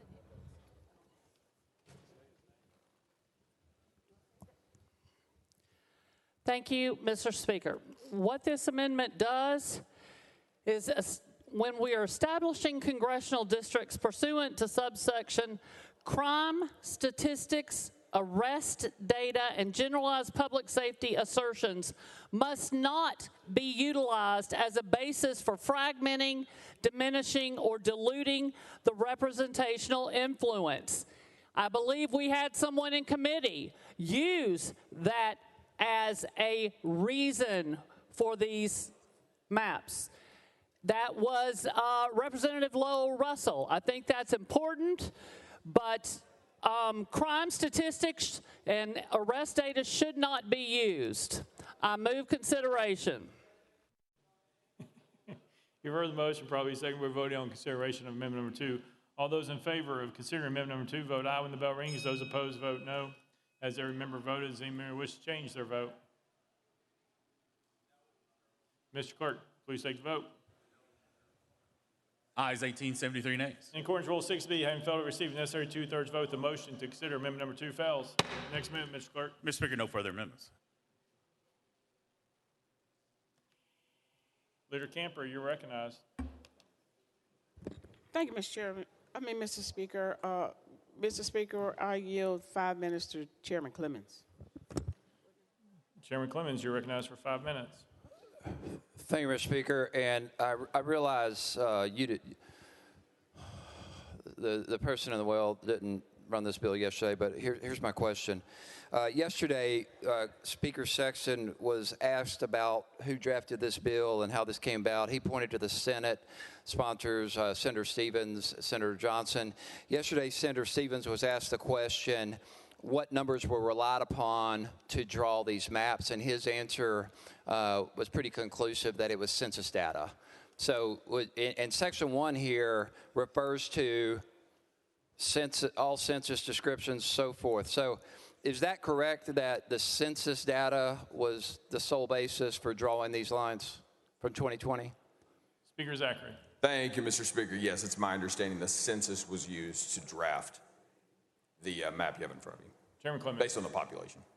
Okay, well, that's pretty interesting because census data doesn't include any partisan scores or partisan data. And your entire argument this entire week has been that this is about politics and partisanship. So if you solely relied on census data, I'm confused about how you knew partisan scores when drawing this map if that wasn't even considered? Speaker Zachary. Thank you. Did you have a question? Chairman Clemens. If that's your answer, that is fine by me, and that is all I need. Thank you very much. I yield the balance of my time. Leader Camper, you're recognized. Thank you, Mr. Speaker. Mr. Speaker, I yield 4 minutes to Representative Shaw. Representative Shaw, you're recognized. Thank you, Mr. Speaker. I didn't rise today to be emotional, not upset. I'm here to say that this is my second go-round. I'm standing here today because my dad went out to register to vote, but he never got a chance to vote. But I'm standing here today because he didn't get a chance. I feel that it's my responsibility to take up the mantle and run with it. I did get a chance to vote. But all of my life, voting has been a problem with the other side. From childhood to this moment, and this probably is the last time I'm going to get a chance to stand in this well and talk. But here's what I will tell you all this. You're not stopping anything. It's been tried over. In fact, my dad, when he registered to vote, he had to move to a government tent city because they put him out of a place to live. I remember one Friday evening, he came home and announced to us, we got to move. And we said, why? He said, because I registered to vote. We got to move. Where are we going to move? We have no place to move, but we got to go to tent city. This was Friday. But because we knew someone higher than the government, we called a family prayer. And from Friday evening late to early Monday morning, we had a place to stay. So what I'm telling you folks today is, it doesn't matter what you pass, how you draw maps. It doesn't matter how you can draw them any way you want to. You cannot stop God's people. Trust me, if you don't ever hear me say anything else, even if you get to attend my funeral, if I'm dead and gone, you remember this one thing. You are not doing anything but hurting yourself. And listen, at the midnight hour, because we normally like to blame everything on everybody else. You know, I'm bad about saying somebody else made me angry. No. You have to live with yourself. And at midnight, when nobody else is in your room but you yourself, you got to live with you. And if you can sleep, if you can go to sleep, close your eyes and rest that night after doing what you're doing, you do it. But I can tell you this one thing. There's a man that's higher than all of us. And he's looking down on us right now. And you can just remember this. This old black guy told you before he left here, you ain't hurting nobody but yourself. God bless you, and we'll all be okay. Leader Camper. Thank you, Mr. Speaker. Mr. Speaker, I yield 4 minutes to Representative Miller. Representative Miller.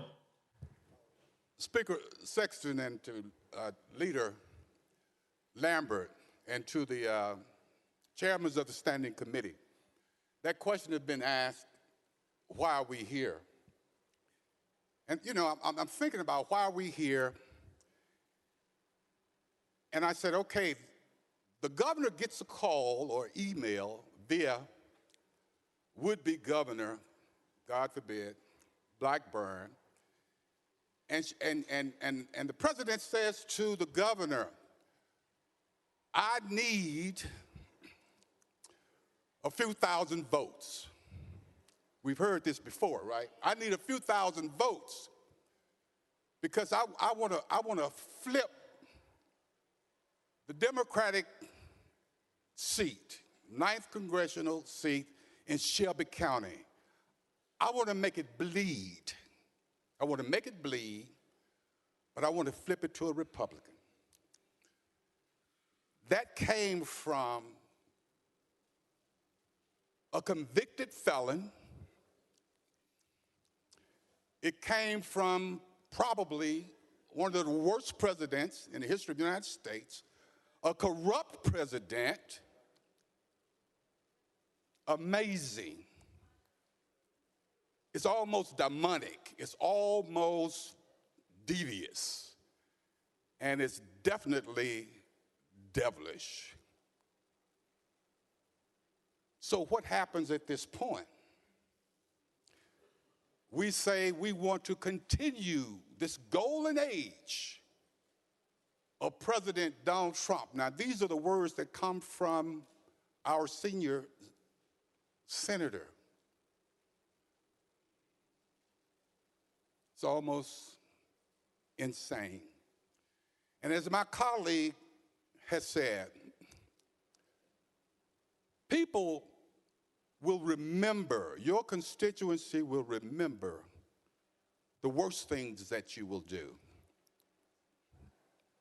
Not often the good things that you would do, but they will remember the worst things that you do. And depending on this vote that you take today, you have to live with this. You have to live with this vote. And sometimes being here long enough, I can make predictions. And I have a prediction of what's going to happen on this vote. But I have another prediction. You have to live with it. You have to live with it. And regardless of what you do from this point on, whatever bills you may introduce, this one, this vote, your constituency, my constituent, will remember. Because I don't think that you've gotten a ton of emails, phone calls from your constituents saying, do this, follow the President of the United States, follow a Stephen Miller. And when you look at their ratings, approval ratings of the President of the United States, it's the lowest of probably of any president in the United States. And you want to follow that? You want to follow that? You want your name, you want your signature on this legislation? You better think about it. Thank you. Leader Camper. Thank you, Mr. Speaker. Mr. Speaker, I yield 4 minutes to Chairman Chisholm. Representative Chisholm, you're recognized. Thank you, Mr. Speaker. To my colleague in the well, I have a few questions, so if you would indulge me. So state government, we have a map in place now that was defended in court. And they said it did not dilute minority voters. So why would this plan replace one that was already backed by this body? Speaker Zachary. Representative, repeat that last part again. I'm sorry, I couldn't hear you. Representative Chisholm. Well, I was stating that we have a map that was defended in court now. So why would this plan right here replace the one that's in place? Speaker Zachary. Thank you, Mr. Speaker. Members, it's important to know that the map that you have in front of you was drafted based on the census, population related to the last census, but it was absolutely drafted on politics. Based on court rulings, this gives us a unique opportunity to, for the first time in history, to have an all-Republican delegation sent from Tennessee to Washington, D.C. to represent conservative values, to represent conservative principles. And this gives us a historic opportunity, and so we're taking advantage of that as the supermajority in this body. So that's why we're doing it. Representative Chisholm. Yes, so I try to be concise, and I pray that you do the same. How does this map comply with the 14th Amendment's Equal Protection Clause? Speaker Zachary. Thank you, Mr. Speaker. We drafted this under consultation with legal, and we're confident that this meets the criteria that we're required to by law and the Constitution to draft maps. Representative Chisholm. Okay, so many of us are still confused. So whose legal consultation drew the map? Speaker Zachary. Thank you, Mr. Speaker. The Senate was the primary drafter of the map with consultation and input and collaboration with the House. Representative Chisholm. Well, thank you for that. So, map makers, they're skilled in using proxies such as urban areas and people who live predominantly near black churches or schools. So, and they can use algorithms as well. So, were proxies used to identify racial demographics? Speaker Zachary. Thank you, Mr. Speaker. Representative, again, as I stated earlier, the criteria used to draft this map was politics and population based on the census data. Representative Chisholm. Well, I'm curious, was the word urban used in drawing this map? Speaker Zachary. Thank you, Mr. Speaker. Again, this map was drafted based on politics, based on population, and the opportunity for the first time in history for us to send an entire Republican delegation from Tennessee to represent the state in Washington, D.C. Representative Chisholm. So how does this map not cause voter confusion in primary election that's already going on? Speaker Zachary. Thank you, Mr. Speaker. I trust the people of Tennessee who are informed, who have plenty of time before they go to vote in August, to be informed about who their candidates are going to be. Representative Chisholm. Thank you. Well, let me say this. I know you probably think that it's our or my constituents that are not informed, but let me caution, many of your constituents are not informed either. So I have to, let me speak to the humanity of everyone in the room if I can for the next 10 seconds. This is not a good thing for my district nor yours. It's going to hurt more than it help you. And I think history is going to show that the wrong thing was done today. Thank you. Leader Camper. Thank you, Mr. Speaker. Mr. Speaker, I would like to yield 3 minutes to Representative Hakeem. Representative Keem, you're recognized for 3 minutes.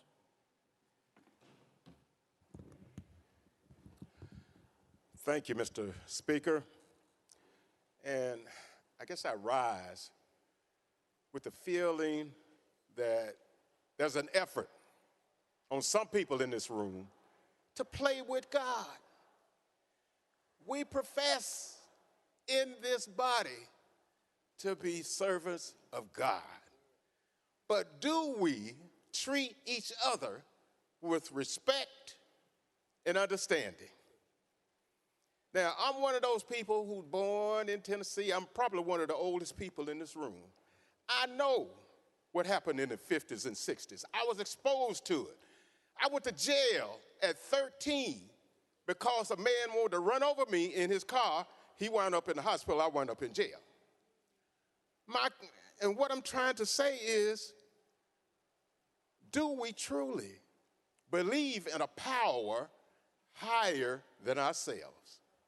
I mean, I go to Bible study with some in this room, and are you going to tell me that taking the rights away from others is what God has put in your mind or what you should be doing? Do we fear God or do we fear man? And when I say do we fear man, are we saying that the position I have, the position that's been promised to me, is more important than my faith in a power greater than myself? Look, people, I was born and raised in the South. I know what it is to go through a lot of the things that some people want to re-implement today. And there are those among us, including myself, not again. They ain't going through it. God put me here for a purpose in this legislature, to let you know that what has been is not going to be. We are here to work with you to make this state a better place. But we're not going to take mess off of anybody. I would hope many in this room, similar to me, I came up in what was called the ghetto. There are some in here who grew up in a trailer park. Listen, folks, just because you didn't live on the mountain, just because you didn't live in the suburbs, don't make you any less than anybody else.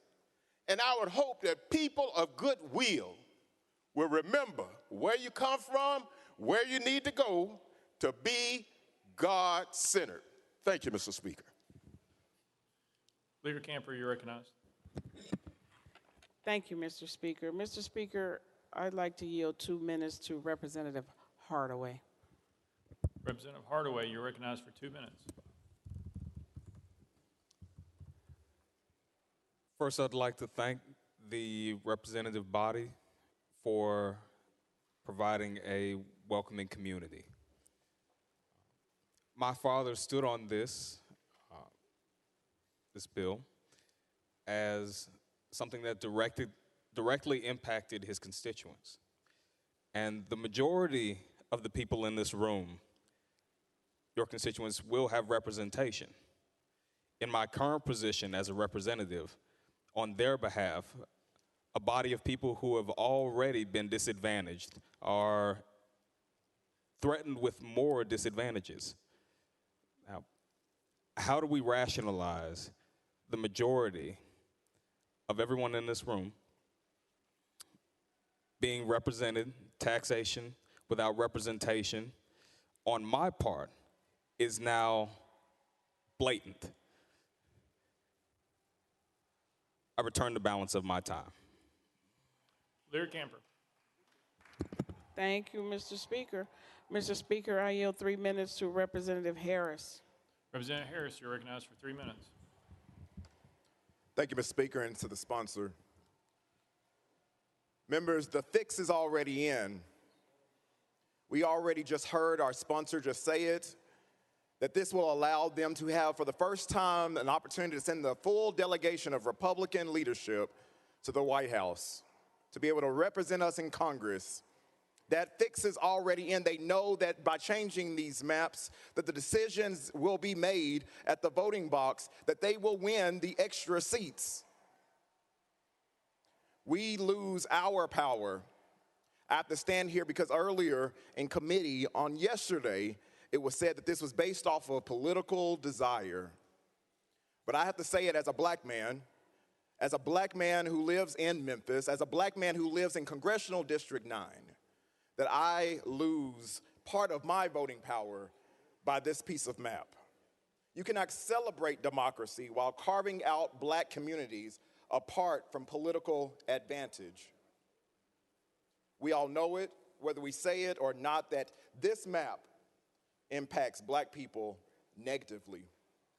In fact, I'll say it like this, that after the Civil War, black Americans had finally gained the right to be able to vote on paper. Some did not like that. They could not outright say that black people should not vote anymore. So instead, they put in things like a poll tax, like a literacy exam, intimidation, drawing maps just like the ones that has been drawn today. We're diluting the black voice. We are diluting the black voice. That's why the 15th Amendment mattered so much. It was not just about black people casting a ballot. It was about protecting the voice of black people from being intentionally diluted.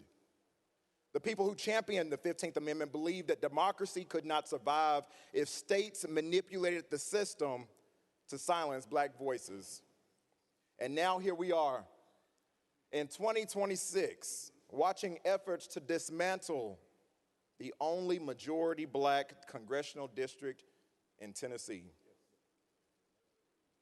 So when people ask why this matters so much, the answer is very, very simple. It's because history has already shown us that what happens when black people's voices become inconvenient to those in control. This new map shows by diluting our black voting power.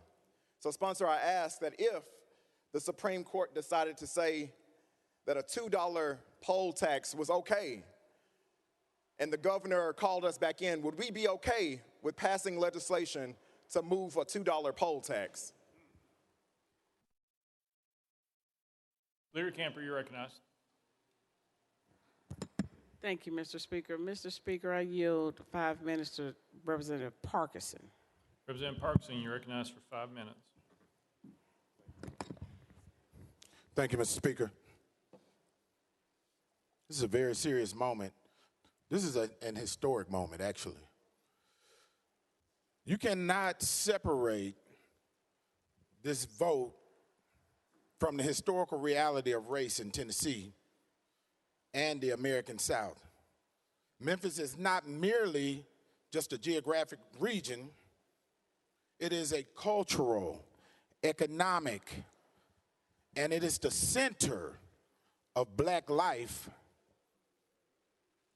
in Shelby County and in Tennessee. I want you to think about this. Nearly half of the black population in the state of Tennessee lives in Memphis and Shelby County. Nearly half.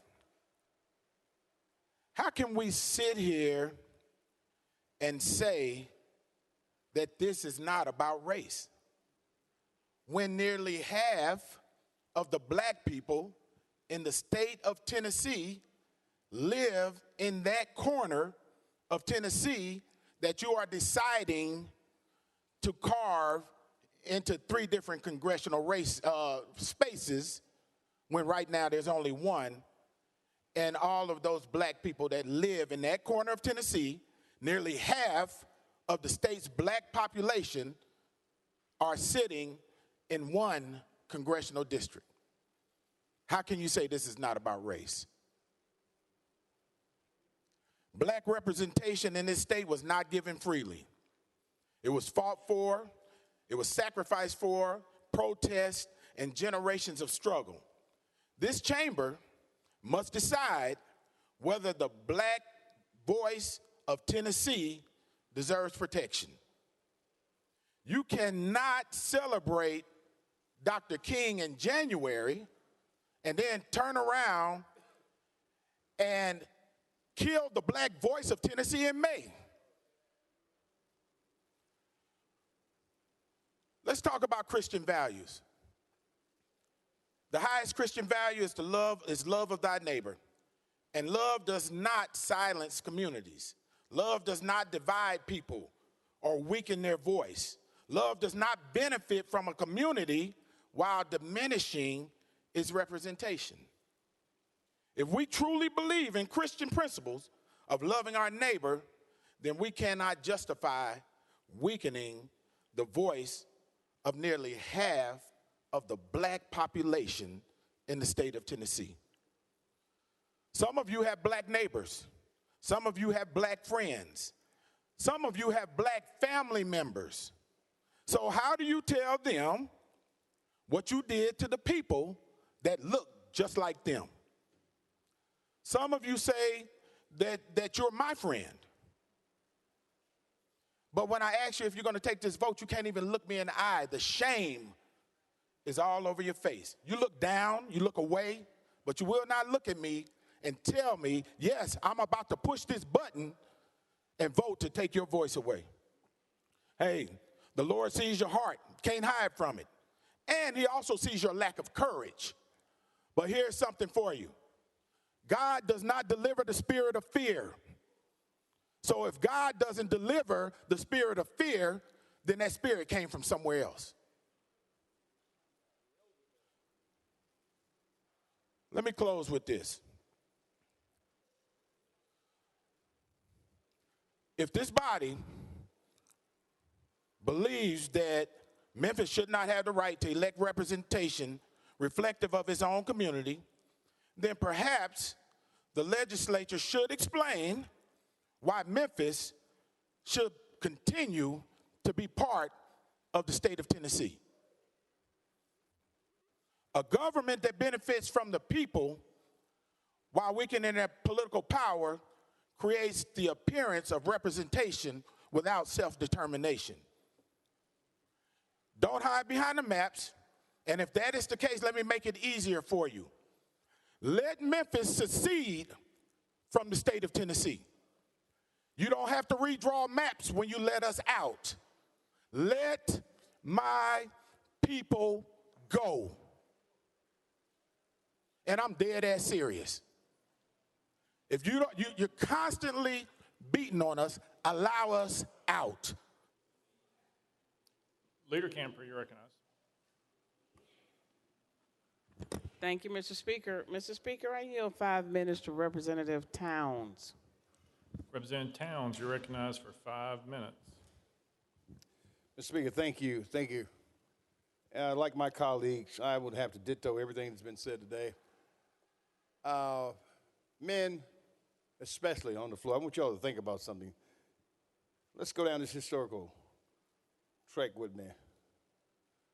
The American War of 1775, the Indian War of 1789, the Barbary War of 1805 to 1815, the War of 1812, the Mexican-American War, 1846 to 1848, American Civil War, which we talked about all the time. Some people are still fighting that war, 1861 to 1865, Spanish-American War, 1898, the Philippine-American War, 1899-1902, World War I, 1917 to 1918, World War II, 1941 to 45, Korean War, 1950 to 53, the Vietnam War, 64 to 65, Persian Gulf War, 1990 to 91, the War on Terror, 2001, one of our longest wars to 221, Iraq War, 2003 to 2011.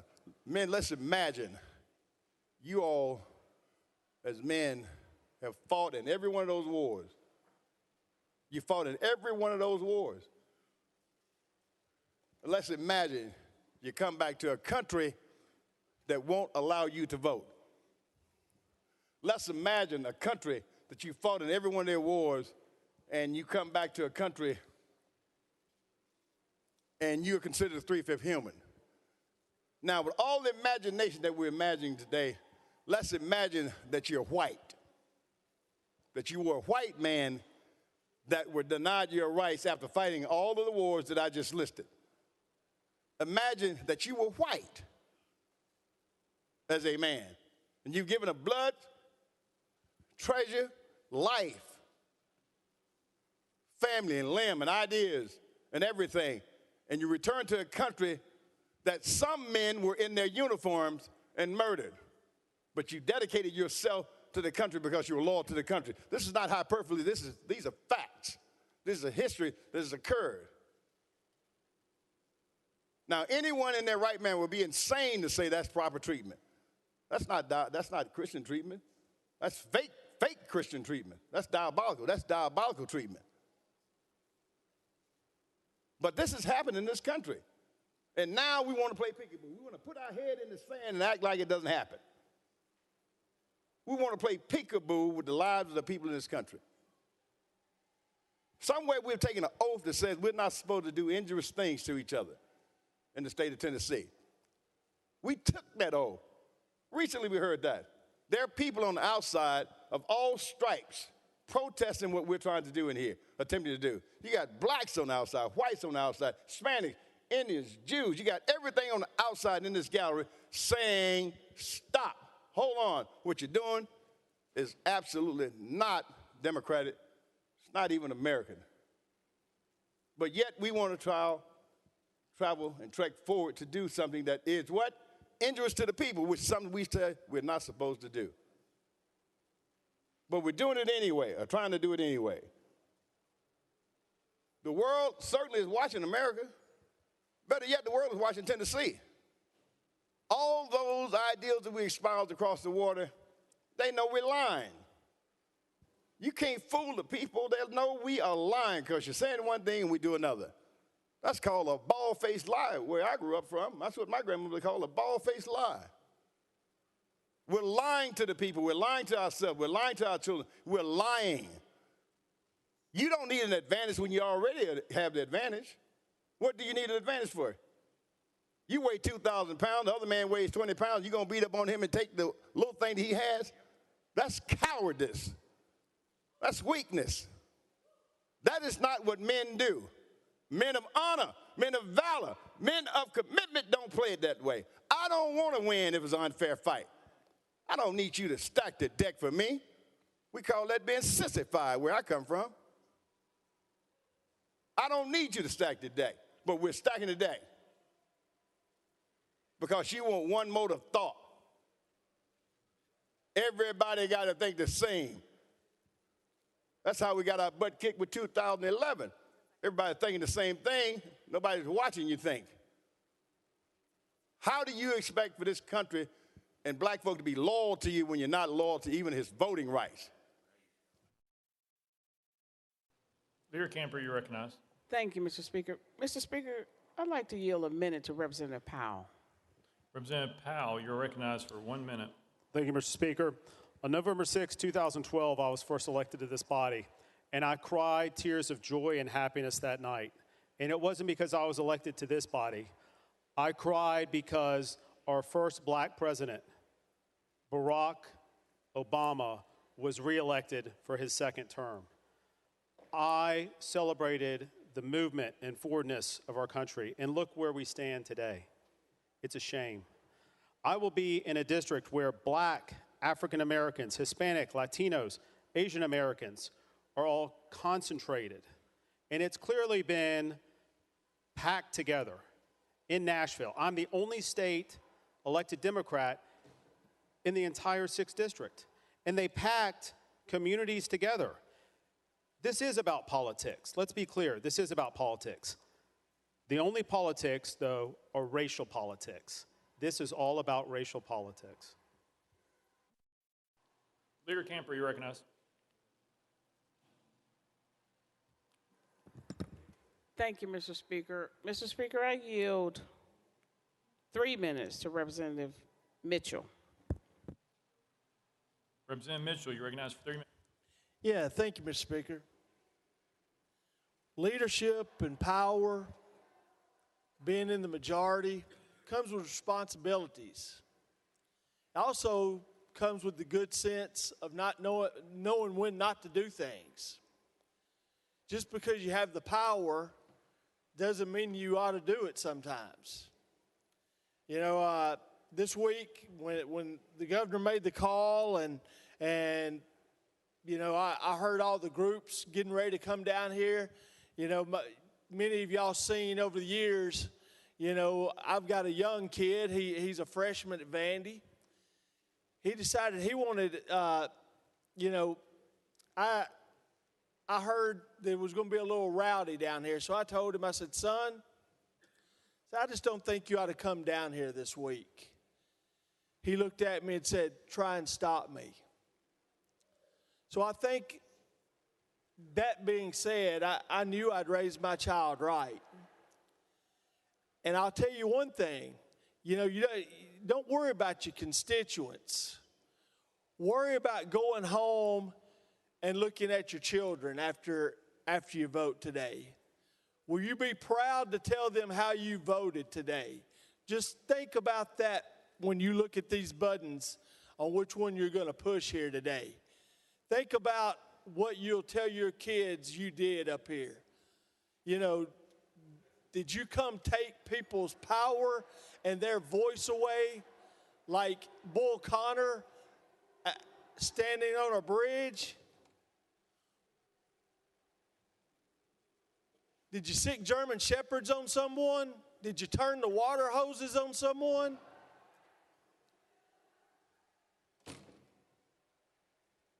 Or did you give a community their voice? You know, a man died in Memphis, Tennessee And that's the only way Voting Rights Act got passed. Only way it happened. And we're going to turn back the clock? I know how I'm going to vote. And I'm going to be proud to go home and tell my kids how I voted. I hope you can too. You know, Reverend Shaw, like he said, you know, you're only hurting yourself. You're not hurting anybody but yourself. Bottom line of this is, unlike these lines that were drawn by race, the arc of the moral universe is long, but it bends toward justice. Leader Kemper, you're recognized. Thank you, Mr. Speaker. Mr. Speaker, I yield 4 minutes to Representative Pearson. Representative Pearson, you're recognized for 4 minutes. These maps are racist tools of white supremacy at the behest of the most powerful white supremacist in the United States of America, Donald J. Trump. Memphis is the most beautiful place on the planet. It's the place that raised me, my brothers, my parents, my grandmothers, and where my ancestors' bones rest. And what you are doing today is eviscerating the only black majority congressional district in our state because we are majority black. We are here because this Republican Party has to seek to steal elections and seats because the president and the party have refused to address the pain, the suffering, and the struggling of everyday Tennesseans. This is about attacking, targeting, and cracking District 9 into pieces for more political and racial dominance and white supremacy in the state of Tennessee. And we need to realize that the Calais decision that you all are basing your decisions off of, that gutted the Voting Rights Act, that Voting Rights Act was paid in blood. It was not just a parchment of paper signed into law. It was paid in blood on the Edmund Pettus Bridge. Paid in blood by Medgar Evers, paid in blood by Fannie Lou Hamer. It's been paid in blood year over year, time after time, assassination after assassination, lynching after lynching, so that more people might be able to ascertain access to this constitutional democratic republic experiment that is currently being gutted and seeking to be gutted by this chamber, by this House, this Senate, and this state. What is happening here is immoral and wrong. And I was reading my Bible early this morning, asking God why this is happening. Why, again, does it seem that white supremacy is seeming to gain? Why, again, does it seem like the pillars of pain that we have felt and experienced for over 400 years in this country continue to rise again?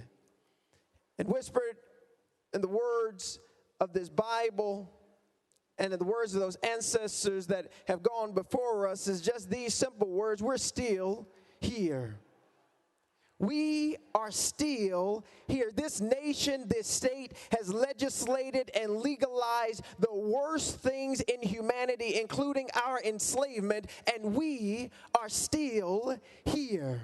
Right in this country where, as one black woman said, your clancestors enslaved us, denied us of our rights, called us 3/5 of a person, and yet we are still here. You put us on cotton plantations and tobacco plantations. You denied our human rights and our right to exist as children of God, and we are still here. You destroyed Tulsa. You killed and lynched black folks on Poplar Tree. Shelby County, Tennessee had the most lynchings of anywhere in this state where you're taking this district, and we are still here. You've had 3 strikes laws, mass incarceration, denied us of who we are, and we are still here. And today you'll take the only majority black district from us. But I want you to know, and I want my nephew, sons, and the future to know, no matter what you do, no matter matter how much you try and break us and make us bend and make us quit, we will still be here. Leader Camper, you're recognized. Thank you, Mr. Speaker. Mr. Speaker, I'd like to yield 3 minutes to Representative Love. Representative Love, you're recognized for 3 minutes. Thank you, Speaker. Members, my father was born September the 8th, 1919. He served in World War II, fought for the freedoms of this country. But when he came back, his right to vote was not guaranteed. It wasn't until after the Voting Rights Act that his right to vote was guaranteed. He was elected in 1968 and served in this chamber to 1994. He served with former Speaker Pro Tem Lois D. Berry. And I've talked to many of you all who have served with her. And I've heard your statements about how fondly you appreciate her life and how she legislated. And I wonder today, if she were alive and serving in this chamber, could you look her in the face and say to her that what you are about to do is right, is just, is moral? Could you say to her, my colleague, I gotta do it so we can look beyond your part of the state? I don't know what's worse, to not think about black folks or to say that you haven't and not tell the truth. So oftentimes we have discussions about race, about racism. Many times you all have difficulty accepting that we have pain still in our hearts because of the vestiges of slavery, the stuff that's left over, the little things that you might not pay attention to, the microaggressions that we feel, the votes that are cast that still rip the scab off. So here we are again with another bill that members are saying to you is hurtful to us because it says to us, you are disregarding how I think, how I feel, how this bill will impact me.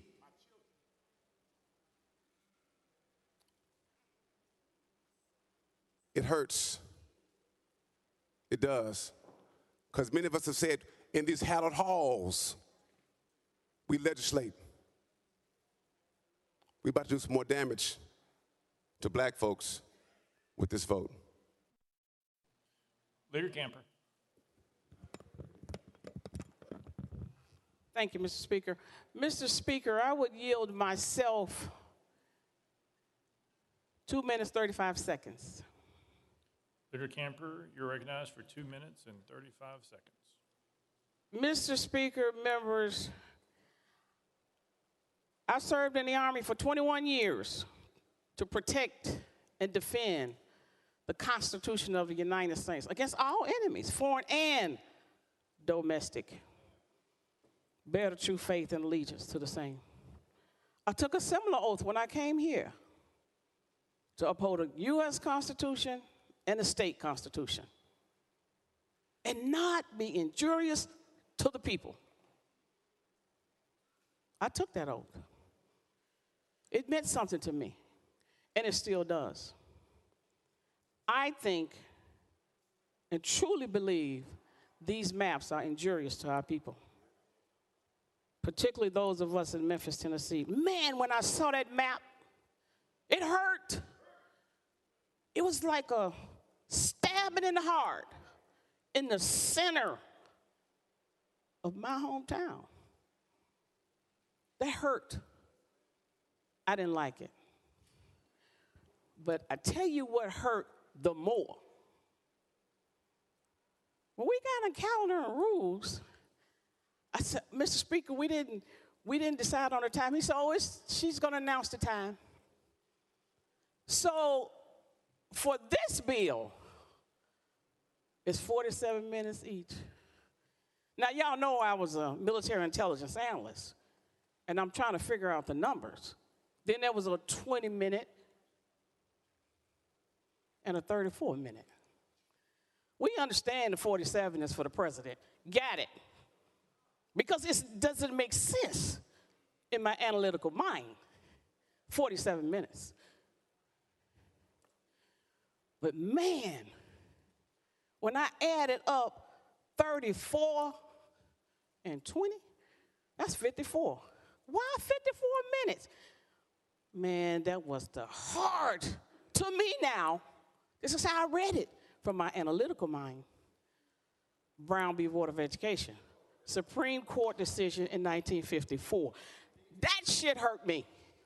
I'm just telling you.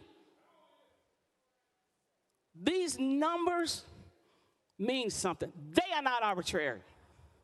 They are not arbitrary. So, I'm only doing 44 minutes for President.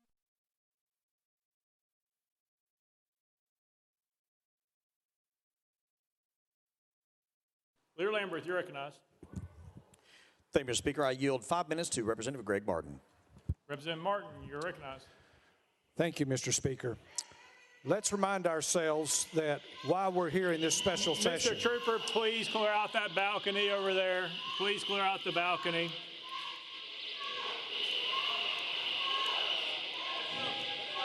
Leader Lambert. Mr. Clerk. Thank you, Mr. Speaker. I yield the remainder of my Leader time. Lambert yields the rest of his time. We're voting. We are voting on the bill. All those in favor of House Bill 7003 as amended, vote aye when the bell rings. Those opposed, vote no. Has every member voted? Does any member wish to change their vote?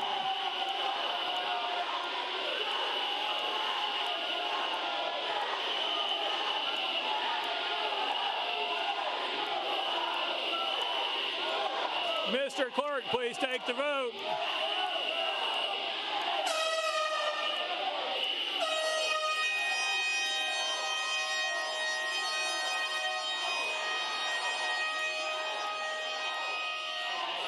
Yeah. Aye, 64, 25 nays, 3 present, not voting. House Bill 7003, having received a constitutional majority, I hereby declare it passed without objection. The motion to reconsider is tabled. Leader Lambert, you're recognized. Leader Lambert, you're recognized. Thank you, Mr. Speaker. Will the rules be suspended for immediate introduction and consideration of HJR number 22?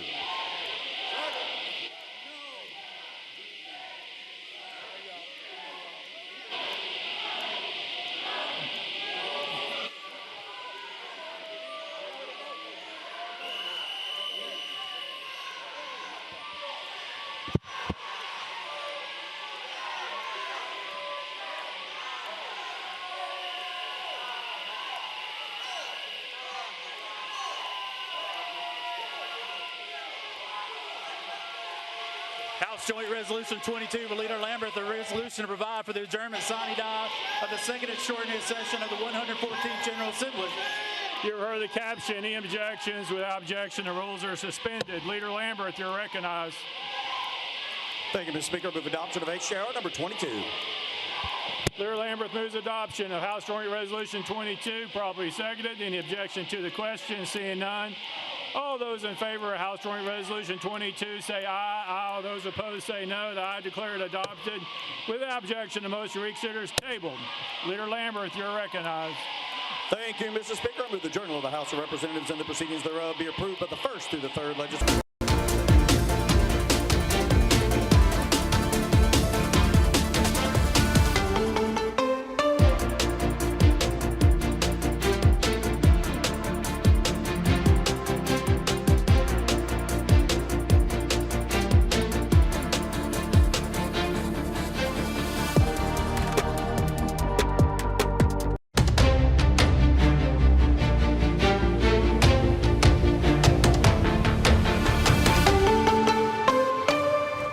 Thanks for joining us for this edition of Midday. I'm Kevin McNamara. We appreciate you have been watching that redistricting session there in Nashville. We'll get you back out there as soon as we possibly can. But we do have some breaking news out of Memphis here. The man wanted for shooting a Memphis police officer now in custody. Donnell Maxwell was caught in Memphis earlier this morning, and MPD is hosting a press conference now about the capture. We'll take you there. It's just starting. Of a dangerous felony. His bond has been set at $3 million.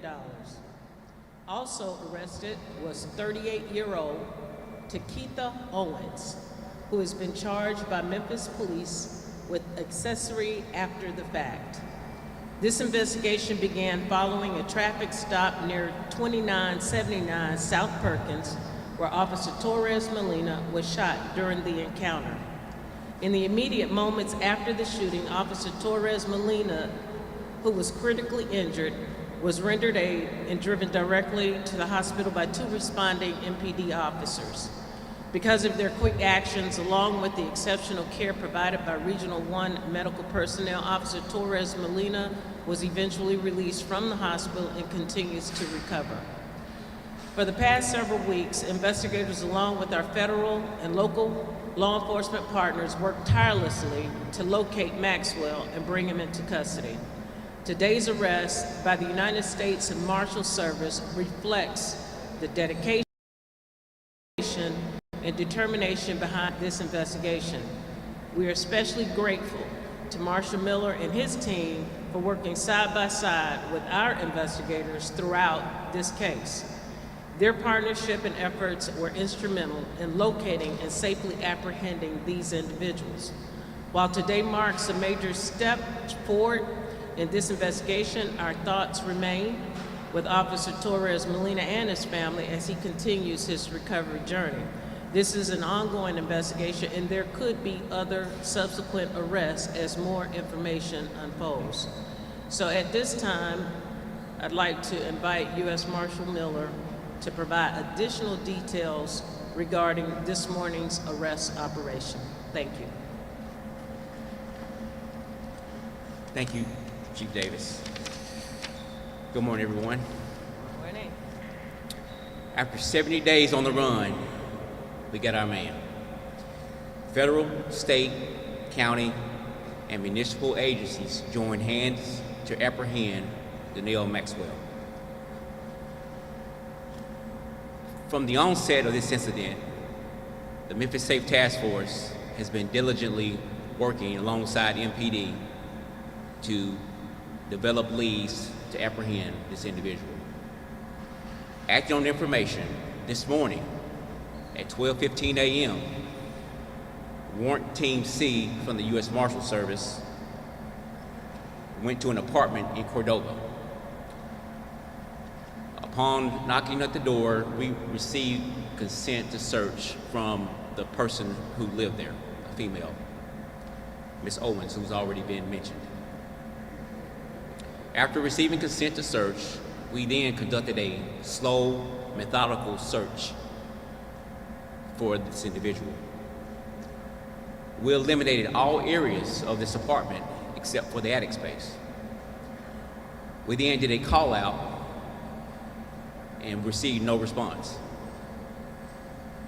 We then deployed a chemical irritant commonly used by law enforcement in an effort to get Mr. Maxwell to surrender. We received no response.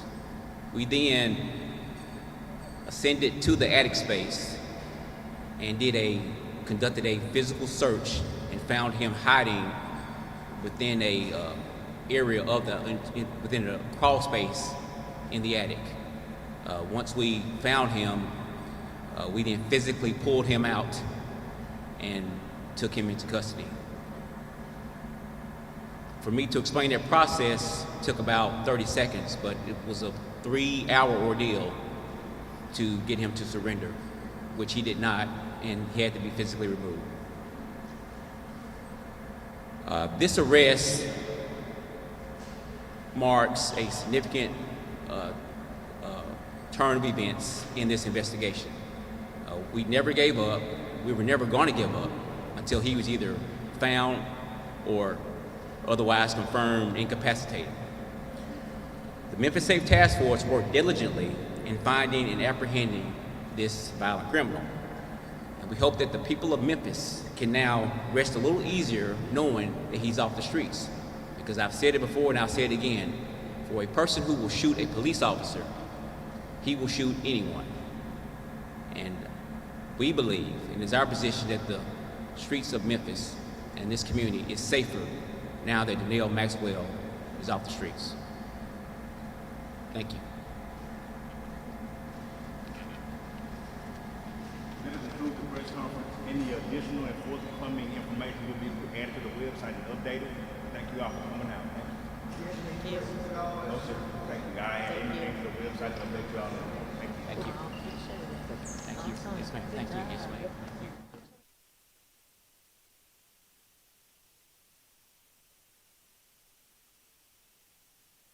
Maxwell captured in Cordova shortly after midnight. He was found in the crawl space in his attic. Took about 3 hours for them to capture. Maxwell had been on the run for about 4 months.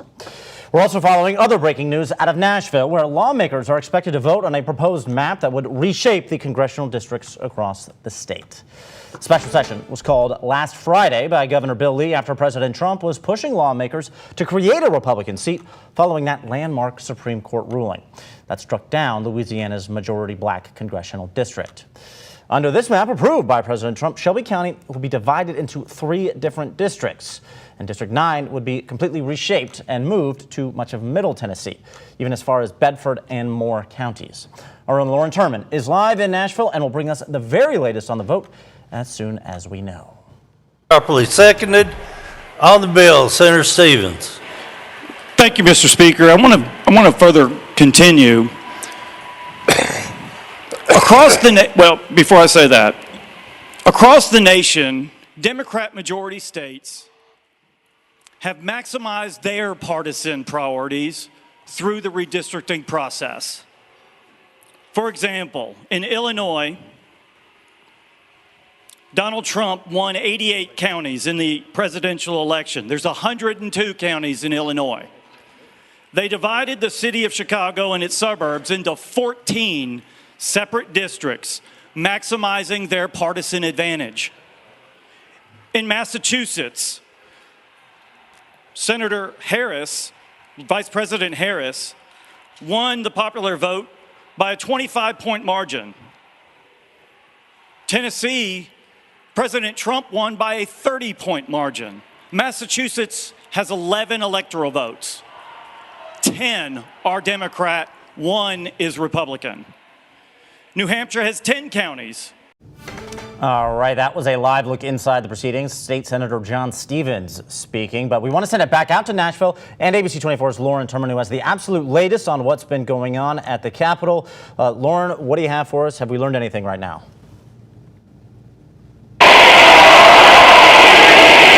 Yes, Kevin, so just a couple of minutes ago, House Bill 7003, which is the congressional redistricting bill that was really being considered here, passed just a couple of minutes ago. And now you can see all of these protesters out here. There are a couple of Democratic representatives out here as well, chanting with some of the protesters, talking about how much all of their support has meant to them over these last couple of days here. If you were with us just a couple of minutes ago, as some of the Republican lawmakers were walking down the stairs, there were several people over there booing them and shouting things like shame. And really that has been consistent here over the past couple of days here. Everybody has consistently been rallying in the hallway outside of the Senate and House chambers here and just talking about how much the support of the community has meant to them. Now let's really get into the facts here and a little bit more of the history behind why this is so important and historic right now.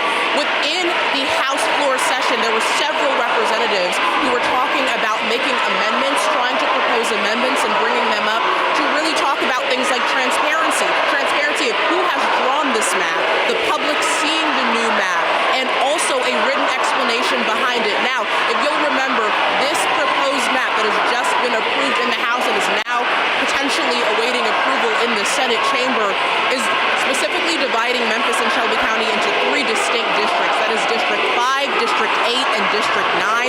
District 9 would completely reshape as we know it and extend from a little bit of Tennessee. And that is really important because now with a 9-majority Republican congressional map here, you also have the only Democratic district, which was District 9, being completely erased in this. Now, the last time redistricting happened in Tennessee was back in 2022. Then an 8-to-1 Republican majority was then created out at map, and that map was redrawn at the time. This is a really mid-election cycle, and of course, in the middle of a 10-year span. This happening right now is very historic, and you can see all of the passion on people's faces right now as they are continuing to protest and as they are continuing to make their voices heard alongside several of these Democratic lawmakers, as I mentioned here earlier. And they said they will be out here for several hours continuing to make their messages known and continuing to make all of everything that they have been doing over the past couple of days known, really arguing for transparency, arguing that this redistricting map is something that silences black voting voices. You can see Representative Antonio Parkinson right there hugging one of his constituents, really talking to people, meeting with them at this time. Several of these lawmakers have been doing that here today. It's really been inspiring to them. They've been telling us over the last few days. And so, of course, they have told me that they will continue to be out here. And they said that no matter what happens in this vote, as we just heard the House vote and what eventually will happen in the Senate vote, they said that this is just the beginning of a movement for all of them out here. Now, we will continue to monitor exactly what happens and specifically continue talking to a lot of the people who are out here and what they're having to say. We do expect for there to be a Democratic caucus press conference at some point later today, and of course we will bring you the details on that as soon as we have them. But for now, live at the Tennessee State Capitol, I'm Lauren Turman, ABC 24 News.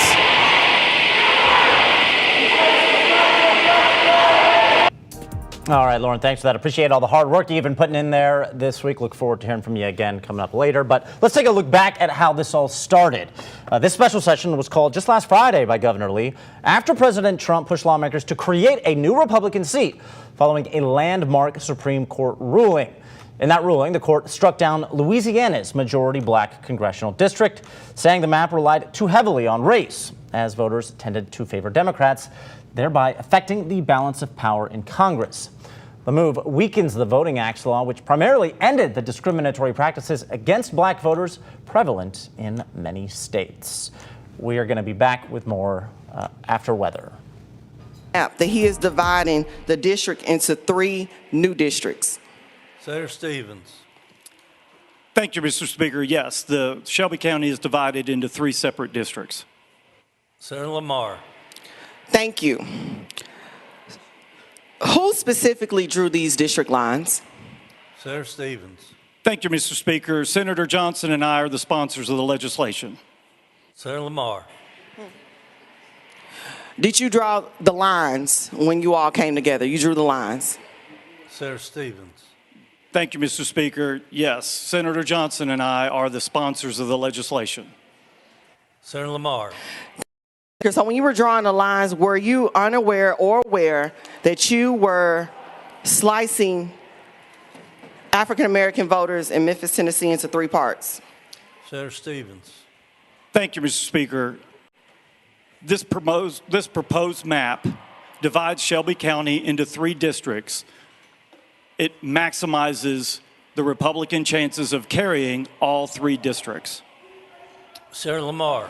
Thank you, Mr. Speaker. Back in 2022, the public had an opportunity to weigh in on the redrawing of maps. Why was the public not included in this new redistricting that we're debating today? Senator Stevens. Thank you, Mr. Speaker. The public was provided, the maps were made public as soon as we had them in the Judiciary Committee yesterday, and they were placed on our website at 9 a.m. yesterday as well. Senator Lamar. Thank you. Are you aware that the candidate qualifying deadline has already passed and people are currently running for this seat? Senator Stevens. Mr. Speaker, I couldn't understand the question. If the senator could please repeat her question. Lamar. Thank you, Mr. Speaker. I will repeat my question. Are you aware that the candidate qualifying deadlines and the withdrawal deadlines have already passed? Senator Stevens. Thank you, Mr. Speaker. The governor called us into special session to redraw our district lines. Through that call and through other pieces of legislation, the qualifying deadlines have been addressed through the special session. Senator Lamar. Thank you, Mr. Speaker. I'll close with this.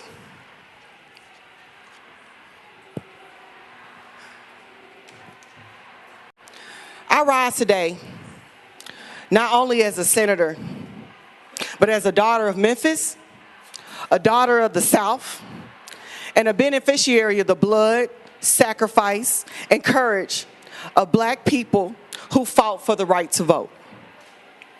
This is one of the most consequential votes any of us in this chamber will ever take in our lifetime. Not because of lines on a map, because of what those lines are designed to do. Erase representation, dilute Black voting power, and tell Memphis that our voice only matters when it is controlled. So let's stop acting like this is ordinary redistricting. There hasn't been a new census data. There is no emergency for the people. The only emergency here is for Republicans in this chamber saw a political opportunity after a Supreme Court decision weakened the Voting Rights Act that they have moved immediately to attack Black voting power.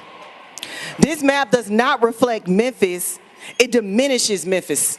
It slices our city into pieces and stretches our communities hundreds of miles away to places of different needs, different economies, different histories, and different lived realities. You cannot take a majority Black city, fracture its voting power, and then tell us race has nothing to do with it. Racism does not become less racist because it's called partisan. This is the same old playbook with new legal language behind it. When Black people gained the right to vote, they put in literacy tests. When we organized, they used poll taxes. When we built political power, they used gerrymandering. And when they are now, today in 2026, we're calling special sessions. Our ancestors did not march, bleed, get beaten, jail, and die for this legislature to use a court ruling as permission to gerrymander their grandchildren today. Black bodies lay in rivers and in fields all across this country because they dared to speak out for representation and the right to vote. And in today, in 2026, we are standing here watching elected officials try to take our representation away, and those sacrifices made that possible for people like me to stand here and have a voice. I never imagined, as the youngest African American to ever serve in this body in the history of this state, that I'll be standing here debating the dilution of political party of my city and my community. I never thought as a mother of a child so many of you all love that you refer to as baby senator, that my baby will have less rights than his grandmother. This is an insult to Memphis. All right, you just took a live look in at the proceedings. State Senator London Lamar speaking out against these potential maps. We're going to send it back out now to our Lauren Turman, who I understand has a live interview. Lauren, what do you have for us? Yes, Kevin, I'm here with Representative Antonio Parkinson. Representative Parkinson, we're just going to get right into it here. This vote was just taken in the House. We saw all of you all standing there looking on for one another. Your immediate reaction to this? This is the most egregious action that this body has taken in the 16 years that I've been elected. And it has a profound effect on the Black citizens of the state of Tennessee. And when I call for secession from the state of Tennessee, I'm dead ass serious about we need to start that conversation about removing ourselves from this body that does not appreciate what we deliver to the state of Tennessee. Memphis is the largest contributor to the tax coffers of the state of Tennessee. We subsidize almost 75 or 80% of the members' counties that are on this floor. And for them to keep taking a sledgehammer to our people is unacceptable. And I ain't with the shit, and our people ain't with the shit. So I say, secede from the state of Tennessee now. Let's get our attorneys and let's get them together and let's start looking at how we can begin this conversation and start making a move to disassociate ourselves with such an entity that mistreats our people. And so is that the next steps really for the House Democratic Caucus here? A lawsuit? Legal action has been something that has been questioned quite significantly in both the House and Senate. Is that the next step? Legal action will immediately follow this vote. And so we're waiting to see what happens in the Senate. And if it comes out of the Senate, then the legal action will start immediately. Earlier, I saw you hugging one of your constituents. Of course, there's hundreds of people out here in the hallway. What does it mean to you to have this much support, and specifically for people who are saying they don't want this redistricting to happen? You know, this is a statement from the most powerful people in the most powerful building in the land, making an action statement against his own people and against the representation or the self-determination of an entire black community, which is Memphis and Shelby County. Additionally, almost 50% of the black population in the state of Tennessee lives in Memphis and Shelby County. So to say this is not about race is some bullshit. So we are going to do everything in our power to ensure that we get what we need from the courts, and also we need to start having the conversation of secession. How long do you stay in an abusive relationship? Thank you so much, Representative Parkinson, for your time. We appreciate it. And of course, we will be following all of these updates. We are expecting a press conference from the House Democratic Caucus later, so as soon as we hear more details about that, we will, of course, bring it to you. But for now, live in Nashville, I'm Lauren Turman, ABC 24 News. All right, thanks for that, Lauren. You just heard again from State Representative Antonio Parkinson some strong words, including potentially threatening secession from the state of Tennessee. So certainly this is a legal process just getting going here. We're going to send you back now inside the Senate where these proceedings are continuing. I can actually agree with you. I've demonstrated courage. I've given you a playbook what it's like to stand strong. You can do it too. Don't let the president threaten you with a primary. I'm getting primary. If you are a good senator, a race shouldn't mean nothing to you. The people are going to stand with you. The people are going to go to the ballot box and vote for you. But to cheat, finish line further back after the race has already started, it's immoral. It's immoral. And I have, if it's any day that I have the opportunity to speak to your heart and your mind, I hope it's today. I hope that you sit at your desk, put your phones down, and really take in what you're doing today. Take it in. So as you vote, and you may have the votes, Memphis will not be silent. You have awakened a sleeping giant today. A storm will come today. The repercussions of your decision will be felt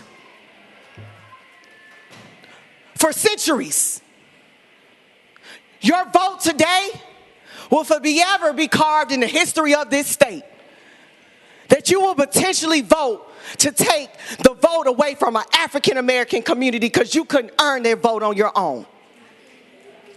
So today, hands off Memphis. Earn Memphis. Don't cheat and take it away. Do the right thing. Have some courage. And vote no on this bill with me. Thank you, Mr. Speaker. Thank you, Senator Lamar. Leader Ackberry, you're recognized. Thank you, Mr. Speaker. Will the sponsor yield for questioning? Sponsor yields. Mr. Speaker, when this body considered the 2022 congressional maps, was race a factor in determining the boundaries of the 9th Congressional District? Senator Stevens to respond. Thank you, Mr. Speaker. This legislation modernizes Tennessee's redistricting process by removing racial data from the map mapping process entirely.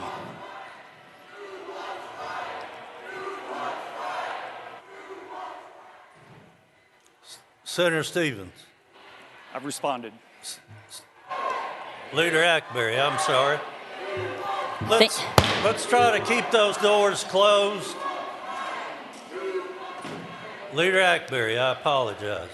No worries. Thank you, Mr. Speaker. I'm just going to restate that question. I couldn't quite hear the answer. Yes or no, when this body considered the 2022 congressional maps, so in 2022, to the sponsor, when congressional maps were being considered, was race a factor in determining the boundaries of the 9th Congressional District? It's yes, no, or I don't know. It's okay to say you don't know, but I'm asking about those specific maps. Senator Stevens to respond. Thank you, Mr. Speaker. As I said, this map is what we're talking about. This map, proposed map, modernizes Tennessee's redistricting process by removing racial data from the map-making process entirely. Leader Hackberry. Thank you, Mr. Speaker. Did you consider keeping Memphis intact as a single community of interest when designing these maps? Senator Stevens, did you hear the question? Thank you, Mr. Speaker. No, I did not hear the question. Okay. I'm going to ask, Hackberry. thank you, Mr. Speaker. I'm going to ask the people outside if you could please just keep it down for a little bit. We have some very important questions we need to ask about this legislation, and I would like that to be able to proceed. So thank you all for being here, but we really do need to ask these questions. So I will repeat it. To the sponsor of the legislation, Mr. Speaker, was the consideration of keeping Memphis intact as a single community of interest considered when the maps were drawn for the legislation that we're talking about at hand right now? Senator Stevens to respond. Thank you, Mr. Speaker. The maps were drawn to maximize the potential Republican partisan advantage by winning and having a chance and opportunity to win all 9 congressional districts for the Republican Party. Leader Hackberry. Thank you, Mr. Speaker. So it sounds like in the pursuit of making sure that this could be a Republican district, it was not considered whether or not to keep Memphis intact. My next question is, did you attempt to avoid dividing Shelby County? Senator Stevens to respond. Thank you, Mr. Speaker. And I request that members not put words in my mouth. What I said was, the maps were drawn to maximize our partisan advantage, exactly like Virginia did when they divided Fairfax County not a month ago. They divided it into 5 separate congressional districts, maximizing their partisan advantage, which is exactly what we did in these maps. We divided and redrew the lines to maximize our partisan advantage. Leader Hackberry. Thank you, Mr. Speaker. And I request that when we ask members questions, they actually answer them instead of providing something totally separate. My next question is, did you evaluate whether the districts that you've created with this map are compact? Senator Stevens to respond. Thank you, Mr. Speaker. As I said, the maps were drawn to maximize our partisan advantage. Leader Hackberry. The goal of this legislation is to support the National Republican Party's ability to maintain the majority in the United States Congress. It's a razor-thin margin. Our voters sent us here to draw these maps as part of our duties. That's part of our duties to maximize our partisan advantage for the priorities that Tennesseans have overwhelmingly voted to support. Strong national defense, support for our military and veterans, border security, tax relief for working families, like no tax on tips, no tax on Social Security, no tax on overtime, permitting reform, pro-growth and pro-family policies. That's what we're voting on today, is to ensure that a Republican majority can enact those policies. Leader Ackberry. Thank you, Mr. Speaker. I just have a few more. To the sponsor, did you use 2020 census data to draw these maps? Senator Stevens to respond. Thank you, Mr. Speaker. Yes. Leader Ackberry. Thank you, Mr. Speaker. To the sponsor of the legislation, are you aware that census data does not include partisan information? Senator Stevens to respond. Thank you, Mr. Speaker. We're required by law to use 2020 census data. Leader Ackberry. Thank you, Mr. Speaker. I have a couple more questions, and I do appreciate the members' indulgence. To the sponsor, are you aware that there are candidates that are on the ballot right now that have already filed and have started spending money and have hired campaign staff and have placed ads based on these current districts? Senator Stevens to respond. Thank you, Mr. Speaker. And as I responded to Senator Lamar when she asked that exact question, I deferred to the other pieces of legislation that we've already passed, which changed all those deadlines, and respond to that. Senator Ackberry. Leader Ackberry, excuse me. Thank you, Mr. Speaker. I will just say this to my colleagues in this body. There are moments in this chamber where we are required to make very big decisions that are bigger than maps, that are bigger than how we normally do business. This is one of those moments, because what is being proposed right here is not just a redrawing of districts. It is the breaking apart of a people. It is the fracturing of a history. It is the dilution of a voice that generations of people bled for, that marched for, that prayed for, that died to build. Memphis is a city of sanitation workers that proudly proclaimed, "I am a man." Memphis is not an accident on a map. Memphis is the balcony where the Reverend Dr. Martin Luther King was assassinated. Memphis is the place where he took his last footsteps. Memphis is sacred ground in our civil rights story, in American history.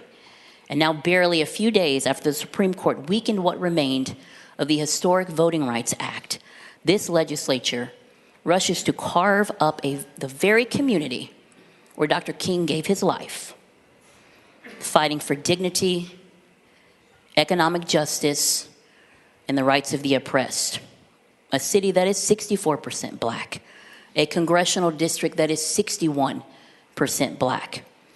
And somehow, we are supposed to believe that the dismantling of this district has nothing to do with race. It has nothing to do with those voices being allowed to have power, to be allowed to remain loud, and to matter. John Lewis was famous for saying that democracy is not a state, it is an act. Well, what kind of act is this? Because this doesn't feel like democracy. Search in your hearts, you know it's not. It feels like erasure. It feels like telling black Tennesseans that even when they play by the rules, when they build political power lawfully, constitutionally, peacefully, collectively, it will be taken away the moment it is inconvenient. And let me say this clearly, Memphis is not Williamson County, Memphis is not Pulaski, Memphis is not a puzzle piece to be stretched across this state. Our communities are real, with shared histories, shared struggles, shared schools, shared churches, shared culture, shared pain, shared dreams. You cannot tell me that the communities surrounding Mason Temple have more in common with distant counties that were responsible for the founding of the Ku Klux Klan. You cannot tell me that they have more in common than the neighborhoods that have surrounded this area for generations. You cannot tell me that this is just about political representation, partisan politics, while actively breaking apart one of the most historically significant black political communities in Memphis. Stacey Abrams once said that voter suppression is not about preventing people from voting. That's not what this bill is doing. That's not what these bills are doing. It's about making people believe their voices don't matter. And that is what is happening right now. Because people watching us in this chamber, they have to ask themselves, does their vote matter? Does their community matter? Does their history matter? What do we say to children in schools when we teach them about Dr. Martin Luther King Jr., while simultaneously serving in legislatures that dismantle the political power of the very community where he died? What do we say to elders who survived Jim Crow and poll taxes and literacy tests and intimidation and segregation? What do we say to Johnny Turner, who had to count the bubbles in a bar of soap? What do we say to those who marched across the Edmund Pettus Bridge, who were jailed, who were in our courthouses, and who even gave their lives? Do we tell them we've still learned nothing? The people that came before us did not sacrifice so that their representation could become optional. They believed that America could become what it says it always has been. And today, as we sit in these chairs, we're being asked that very question. Do we believe that America can be what it's always said it's going to be? History is watching this vote. I know y'all are going to get impatient and get tired of hearing us speak, but history is watching this vote. Not just Democrats, not just Republicans, history. And one day, after we are no longer in these seats, when people have completely forgotten our names, they will look back on this time and wonder what happened when there was an opportunity to protect the voice and votes of black Memphians and what people did. I know where I stand. I know where Memphians stand. I stand with Memphians. I stand with democracy. I stand with the legacy of John Lewis and the spirit of Dr. Martin Luther King. I stand with the late Barbara Cooper. I stand with the late Lois DeBerry. I stand with the late Thelma Harper, with the late Maxine Smith. I stand with Johnny Turner. I stand with Sarah Lewis and Fannie Lou Hamer and Ella Baker. I stand with my grandmother, Clara Macklin. I stand with all those who have sacrificed so much just to watch, in the matter of 3 days, the entire voting bloc in power in the Memphis community be dissolved against the wishes of the people who live there, against the wishes of the people who represent. And for what? I stand with the people who sacrificed and gave their lives because they believed in the fundamental basis of democracy. One person, one vote. So I urge you all to really consider the true nature of what you're doing. It's not pleasing one president or one senator or one governor who wants you to do this. It is taking away the voice of black Memphians. And when you had an opportunity to do right, did you block the door for Ruby Bridges? When you had an opportunity to do right, did you beat people back on the Pettus Bridge? Or when you had an opportunity to do right, did you vote to make sure that those black folks in Memphis who believe in this state, who pay their taxes, who work just like everyone else, has a right to be politically represented as well by folks who share their interest and who will advocate for them on a federal level? And with that, Mr. Speaker, I yield my time to Senator Yarbrough. Thank you, Leader Ackberry. Senator Yarbrough, let's have a little order. Senator Yarbrough. Thank you, Mr. Speaker. The sponsor of the legislation has indicated his intent to divide up the population of Shelby County and distribute it amongst 3 different congressional districts, and has consistently insisted that the rationale for this was done without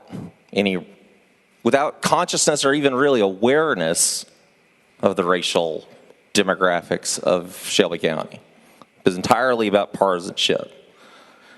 But, Mr. Speaker, it's not actually a partisan gerrymander of Shelby County. The purpose of when you partition a county from a political gerrymandering perspective, the purpose is to optimize party performance. So you would think that you would carve up all of the most heavily blue precincts and divide them amongst 3 different congressional districts. But that's not actually what happens in this map. This map divides the most heavily Democratic precincts among just 2 districts. Districts 5, which is the one that goes to the north, and District 9, which is the one that goes across the Mississippi and Alabama border. And almost none of those truly heavy, those are the districts, all the precincts that voted 70% or 80% for Democrats, they're all in those 2. The districts that go in, the precincts that go into the 8th district are all swing districts.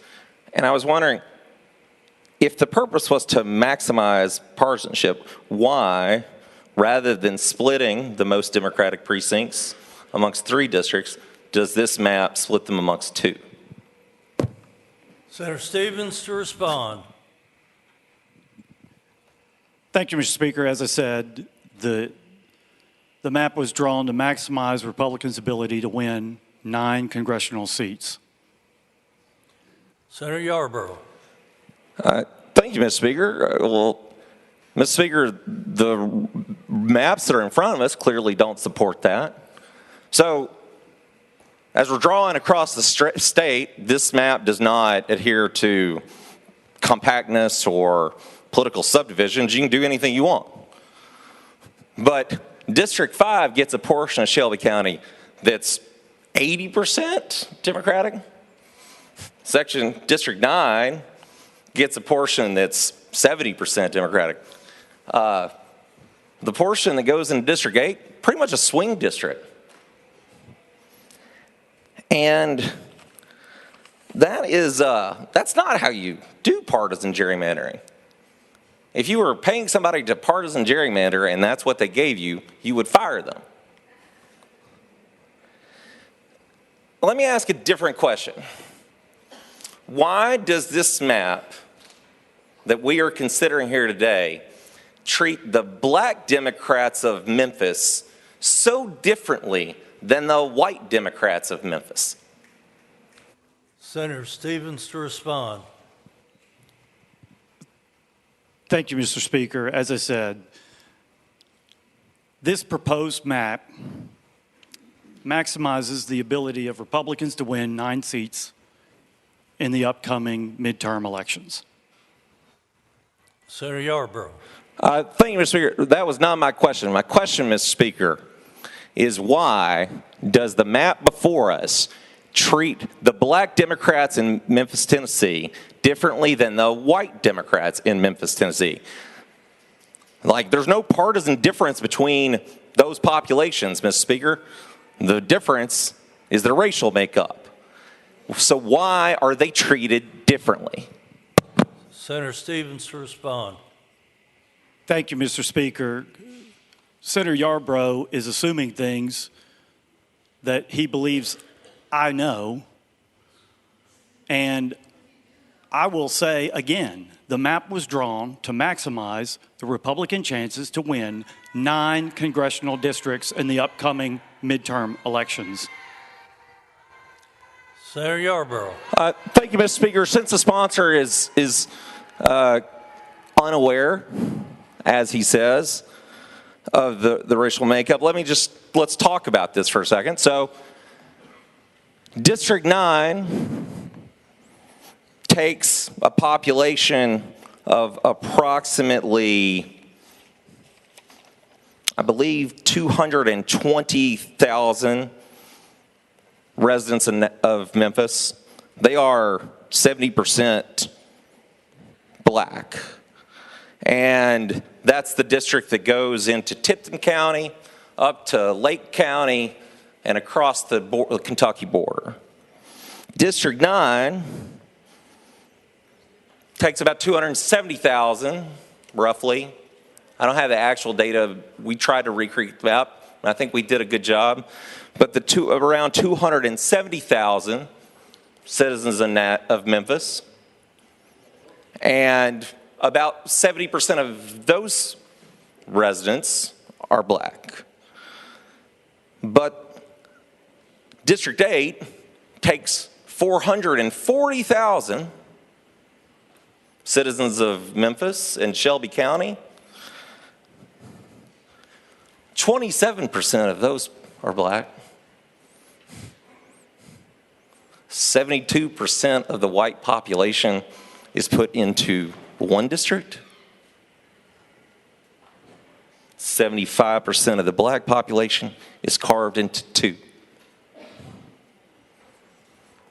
Now, we are being asked to believe that it's just the luck of the draw. Just happenstance that happened. That's what we're being asked to believe. You're asking us to believe that the political leadership of this state was in a room with maps, working with an attorney who's worked on the last several decades of redistricting. This didn't occur to anybody? That's more embarrassing than claiming not to know. So let's get this straight. If you're a black Democrat in Memphis, you got a 75% chance of being in one of two districts. And let's talk about what those districts are. So in the southern one, the District 9, you get to connect into Fayette County, drive across Highway 64, all the way till you get to Pulaski, Tennessee. And you take a little track up north, go through Bedford, go into Columbia, and up to Williamson County. And the lion's share of the vote and the growth in this district is a suburb of Middle Tennessee. So that's one of the districts. The other significant chunk of black voters goes into a different district. It goes through my hometown of Dyersburg. It goes up Highway 51, through Covington, up through Dyersburg to Lake County. It takes a right at the Kentucky border, goes all the way to Clarksville, then it comes back down south, goes to Hohenwald, and then goes into having the same exact majority be in charge from Murray County and Williamson County. That's what happens to the majority black Democratic voters. Now, the white Democratic voters, they get to keep having Congress. They might not win the election. Their favorite candidate might not win, but the congressman still lives in their town. They can still get issues resolved when they have them.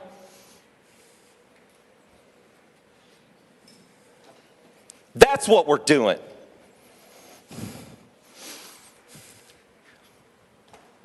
It's an insult to the intelligence of the people in this room and an insult to the intelligence of the people in this state to claim that there is no way, that there was no knowledge or awareness of the racial impact that I just said. Come on, Mr. Speaker. How could we be unaware of it? Look, I am not claiming to know what is in anyone's heart in this room, but what I will tell you is that if I was trying to racially gerrymander Shelby County, Tennessee, I think you'd be hard-pressed to improve upon what is in front of you. Because what it does is it creates two districts where the black community is racially, geographically, and politically isolated from power, from access. That's what it does.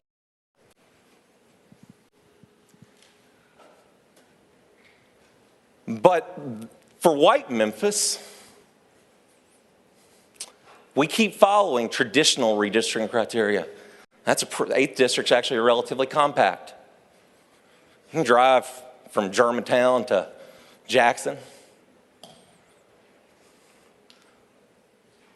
We don't disturb any of the political subdivisions. City of Lakeland, that's kept intact. City of Millington's kept intact. City of Bartlett, Arlington, Lakeland, all of them.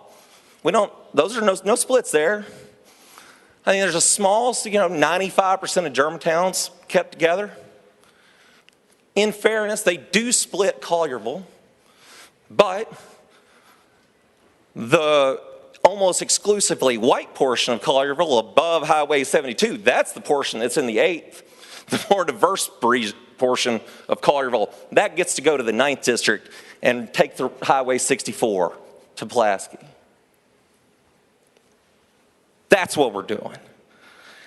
And so I have heard people claim that this map is colorblind. It is colorblind only in that it sees in black and white. That's what it does. And just because the Supreme Court has issued this ruling and people have it interpreted as sort of not just a permission slip, but a requirement to go dismantle majority-minority districts, that is not what the Supreme Court said. That is not what our Constitution allows. Because what we are claiming, what are we doing here, is we are trying to dress something up in political language, because that's what Justice Alito's opinion in Calais says. If we say we're doing it for partisan reasons, then we can get away with it. Well, Mr. Speaker, we have been playing that game in this chamber for 150 years. I'm sure there are people who, when they proposed the poll tax, said it was for raising revenue with no racial intent at all. And the degree to which this type of project has been aimed at this community in particular for the last 150 years is shocking.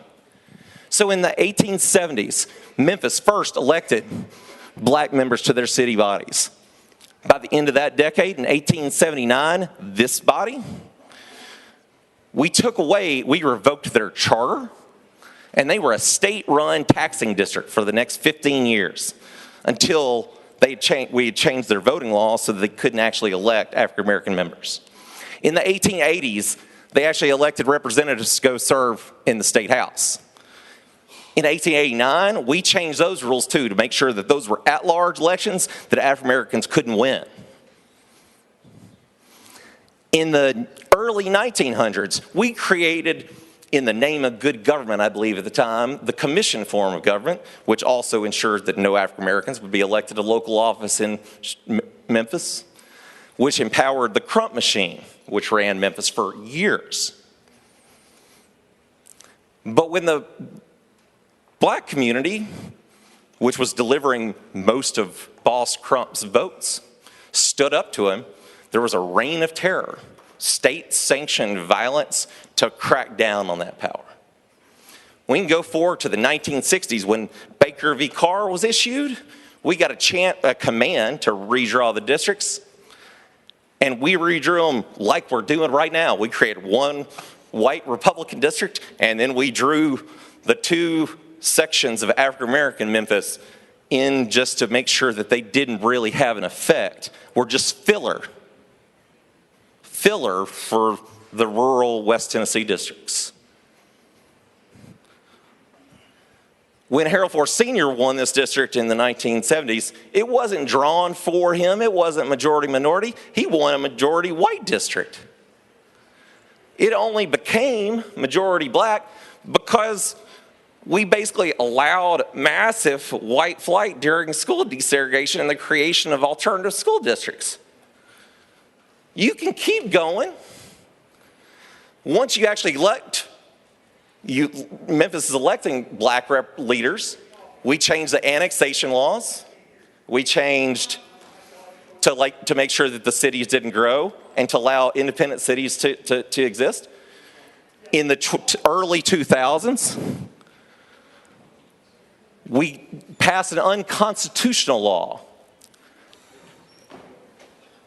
to let all of the white communities in Memphis break away and create their own special school districts. And last week, or 2 weeks ago, Mr. Speaker, the we in this body, we eliminated where we allowed the state to override the decisions of the locally elected school board.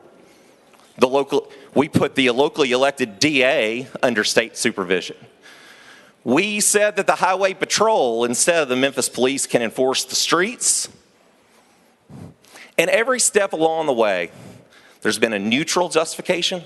This is about safety. This is about education. It's about partisanship. But the project's always been the same. We've done some bad stuff, but we've done some great stuff in this chamber too. Let this be one of the days that we do great things. Do the right thing. Thank you, Mr. Speaker. Thank you, Senator Yarborough.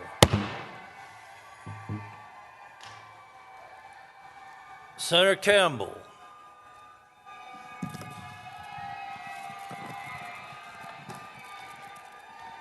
Mr. Speaker,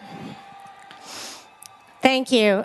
Look up. Look at the gallery and look at the people who drove here from Memphis, who drove here from Chattanooga, from Knoxville, from Clarksville, from every corner of the state, to stand in these halls and to beg us not to do this. These aren't partisans based from somewhere else. They're not paid protesters. These are Tennesseans, teachers, farmers, veterans, grandmothers. They came here on a Thursday. They've been here all week because something about this is wrong enough to make them get in their cars. How do we look them in the eye and not recognize their humanity? You represent them too. Every single person in this gallery and in the halls is your constituent, not just mine, yours, because the controlling party in a supermajority has the most responsibility to these people, not the least. Power is not permission to stop listening. In the last presidential election, nearly 40% of Tennesseans did not vote for Donald Trump. That's close to 1.2 million people. They pay taxes, they send their children to the same schools, they serve the same military. Under this map, the map this body may adopt, those 1.2 million people will have not diminished representation, not reduced representation, zero. No congressional voice at all, none. 9 congressional seats, 9 Republicans, not because 9 Republicans represent Tennessee, but because 9 safe Republican seats is what this map was engineered to produce 1 week after the Supreme Court ruling cleared the legal path to do it. And that's not a democracy. This is a map drawn by not incumbents, but for incumbents in the service of one man in Washington who is not a Tennessean. This special session was not called because the people of Tennessee asked for it. There were no town halls, there were no hearings, no public comments. The governor was called by the President of the U.S., and within days, we were here. I believe that we work for the people of Tennessee. And I think the other side of the aisle maybe believes that we work for Donald Trump. I say that not as an insult, I say it as an observation about what is happening to this chamber right now. We obviously see our jobs differently, and Tennesseans deserve to know who is being served. I want to make sure that this body understands that this bill isn't just maps, it's not just provision. For more than 50 years, Tennessean law has required that when district boundaries change, voters must be notified. Mailed notice to their home. And this law has been in the books since before most of us were old enough to vote. This bill repeals that requirement. We're not just redrawing the map, we are making sure people don't have to be told that the map changed. The state's own coordinator of elections, a Republican appointee, sent a memo to all 95 counties telling them this. Tennessee's 9th congressional district was not drawn by accident. It was drawn because for most of this country's history, black Tennesseans were locked out of political power by law, by violence, and by design. The 9th District was a recognition of that history, an acknowledgement that representation matters, that it has to be built. This map cracks the 9th District into pieces, distributes those pieces among surrounding Republican districts, and calls it redistricting. It's not redistricting. It is not redistricting, it's erasure. Our colleague from Shelby County told us he wants to make Memphis matter with 2 T's. Well, we've gone and made Memphis matter with 2 D's.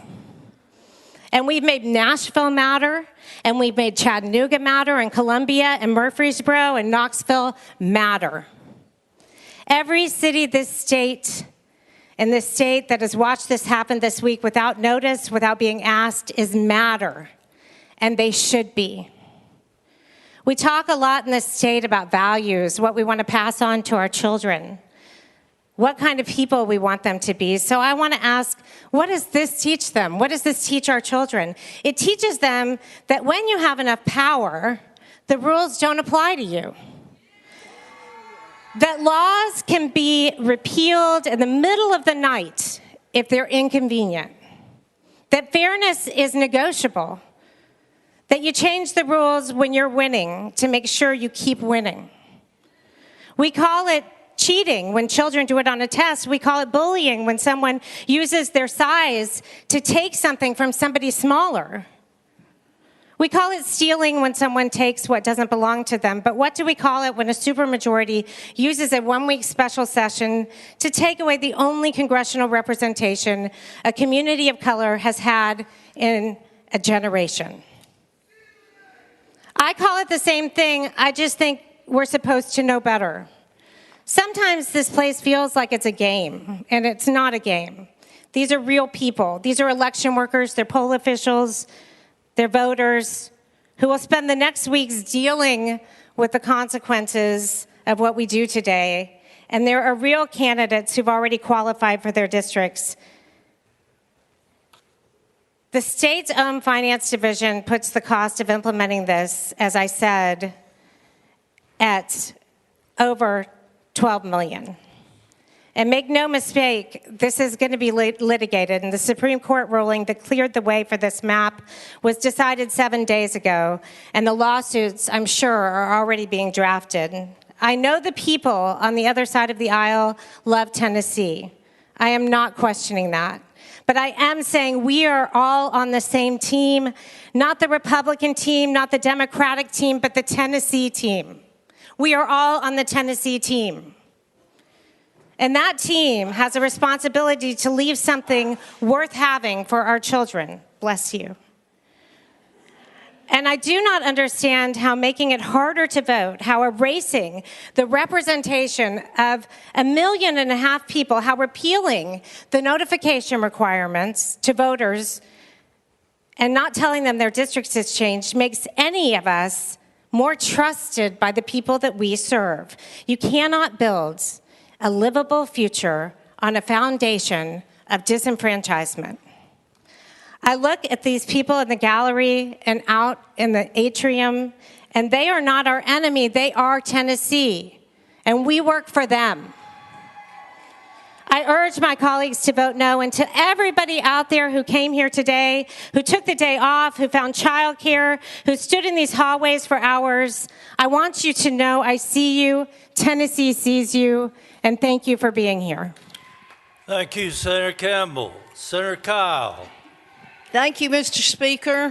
When I begin today, please keep this in mind. These are my reflections of us. This is my reflection on me. I want to talk about hypocrisy, and I want to talk about civility. These are my notes. Instead of writing a speech last night, I paced the floor, and I called around. My brothers and sisters from Memphis were doing the same. I wish I could just get up and say ditto to my colleagues. Senator Ackberry, Senator Lamar, they have grown up listening to their ancestors talk about the era in which blacks were treated different from whites. Senator Yarborough got up. He's an excellent lawyer. He did a good job. Now, I'm a lawyer, but I was down there as a public defender, then in private practice representing defendants in the Criminal Justice Center. Now, I believe in that. We heard from Senator Campbell and her colleague from Nashville. Senator Oliver will be following me, and I hope that you can learn about her. It's a lived experience. We've all expressed it. So when I got this bill, I thought, wait a minute, this is from the governor, the call of the governor. There's no court order. There was no outcry from the public. No legislator called this. So I read the bill and I said, well, this is a bill that is about redistricting, but it's on the back of Memphis. It's on the back of Memphis blacks in eliminating their representation into districts where they will be 32% black. Not enough to have a majority vote to get a seat at the table. That's what's happening. Now, how do I know all this? Why is this on especially Memphis and the black community? Look who's here. Look who showed up to support them, just like my colleagues have shown up, whether they're from Memphis or not. They show up, they're supporting the black community. I see them all out here. The protesters. You have to be aware of that. You have to be aware of the news. You watch the news. You watch your phones. You know this is based on the black community. You're calling home at night and talking to your spouse. She wants to know, he wants to know what's going on. Come on now, you hear it. You know exactly what's going on. So I said, now, Sarah, all you can control is your one vote. This is the most important vote that you will ever take. You're going to live with this vote the rest of your life. You can spin it. You can come up with justifications, but don't reflect to me that you're being hypocritical. Not saying you are. But in my opinion, two things I despise is a hypocrite, and I really believe there should be a separation of church and state. That doesn't mean you can't come in here and talk about the Lord. I can talk about the Lord. I can talk about how I live at the foot of the cross. I can say those things to you, and I respect it, but you got to live. You got to walk what you talk. I want you to remember, do like me. Tell yourself, now let's don't be a hypocrite. Let's don't go get with your friends who are going to tell you, it's all right, we're going to spin it this way, we're going to spin it that way. But I don't like to talk about church and religion in here because I think that that's personal. Sarah, don't be a hypocrite. That's what I tell myself. But I also talked about the civility. And for me, some of you all don't know this, but I was working for my aunt. Yes, you know I'm from a political family, and she was in the Senate. And I can remember a very young lieutenant, well, at that time it was Representative Randy McNally, had two of the cutest little girls, and I remember them as being blonde-headed. They'd come in that office, Annabelle and Randy McNally, they got along. They were civil. They didn't have a hard time. They could even talk across the aisle. I can appreciate that. And I appreciate, at this time in my life, looking across that civility. Just like I can, one of the best things that ever happened to me from across the aisle, I was first elected, Senator Bo Watson sends me a text. Now, I don't know how he had my number.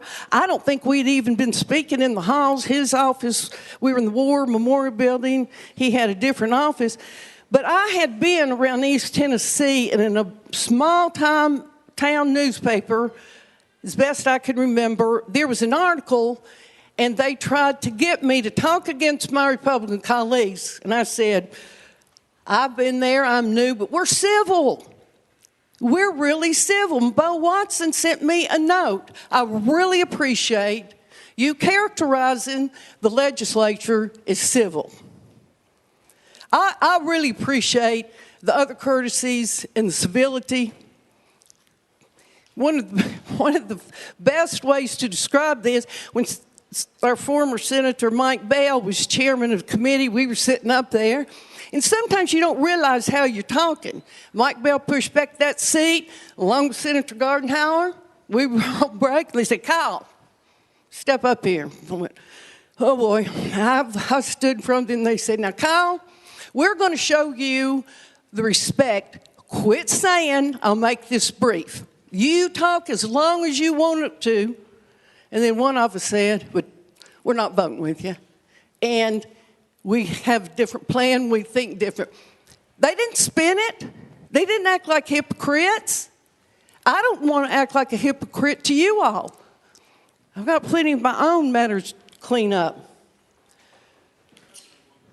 But I'm showing up for Memphis. I don't want to be a hypocrite. I don't want us, all of us in here, to be that way. I want to reflect my moral, my religion. Now, this is just a concept to let you know how I think and why I'm voting no on this bill. You talk about religion, how you're going to honor God, but he said, love your brothers and sisters. Treat others as you want to be treated. We've got to live with that no matter how we spin this bill. Here, you're one of them too. You can't just get with them as a group and explain away, justify why you're voting for a bill that we call redistricting that's on the back of black people. Yes, it is. And you know there's a feeling of Jim Crow's popping his head back up after all these years. All that these people fought for, all that you've heard from my colleagues, they've lived that experience. 10 to 1, you all haven't, that are on the other side of the aisle. But it's real and it's there. You are getting ready to tear apart the fabric of Memphis. You're going to tear up our economy. You're going to tear up that health care, all those issues you voted for in health care.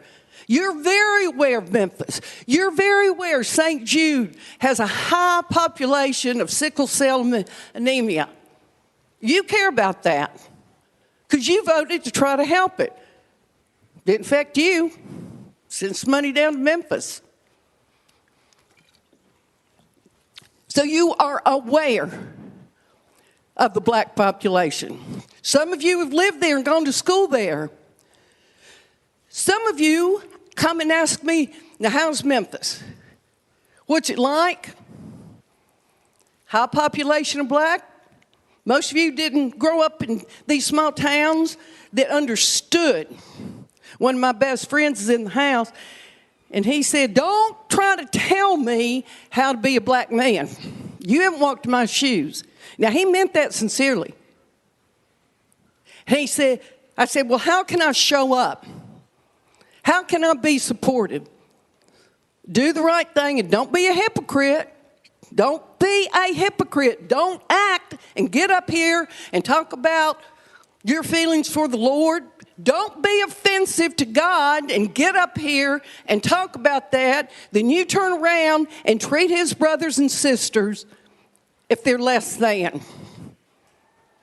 You're going to have to go home and you can justify what you're doing. Oh, I didn't realize we were dividing up a black population. Yeah, you did. Yes, you do. You come down there and enjoy our music, our cuisine, our way of living. Oh, you like it.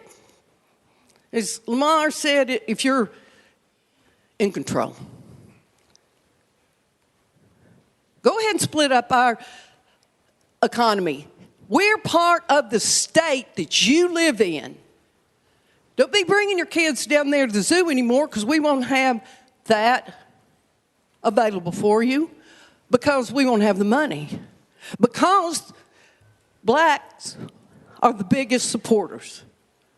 Don't come down there and talk about how you support the second greatest corporation in the world, FedEx, when you are dismantling the black community.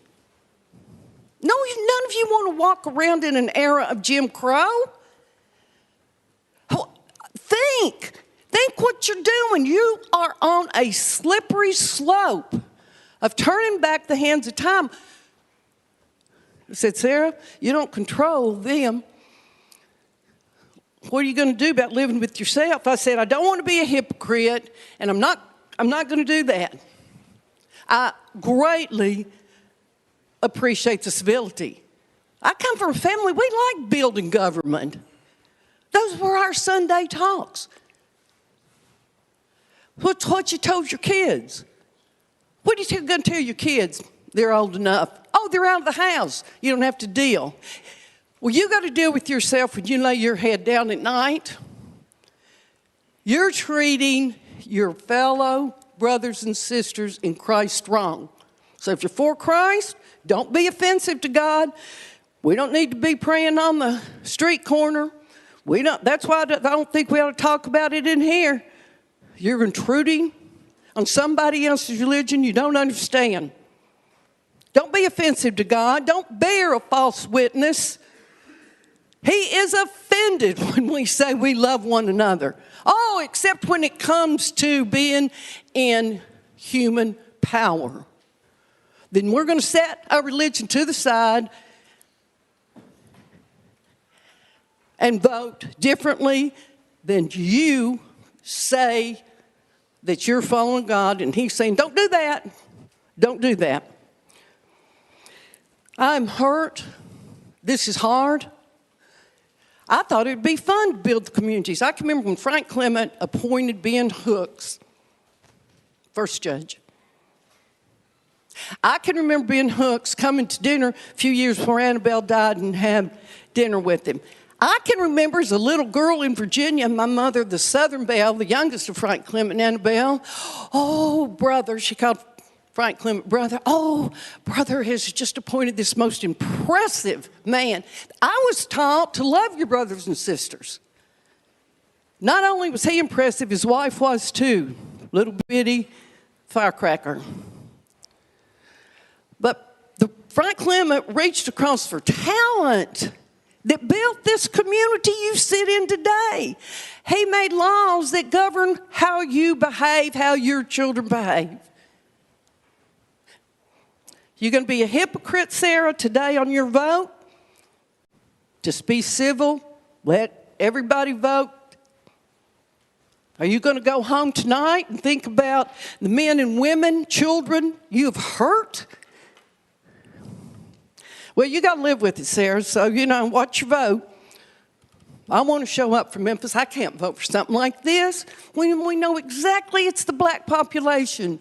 Not only did you divide our community of interest, you almost perfectly put 32% in each district. Don't tell me you don't know about Memphis and that we're predominantly black. Of course you do. I know about Knoxville, Kingsport. I know about the rural areas. We know about each other.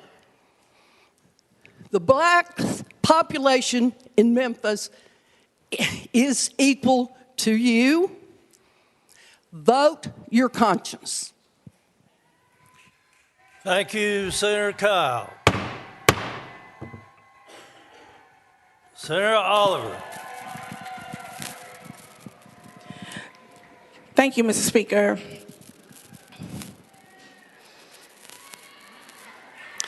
I rise today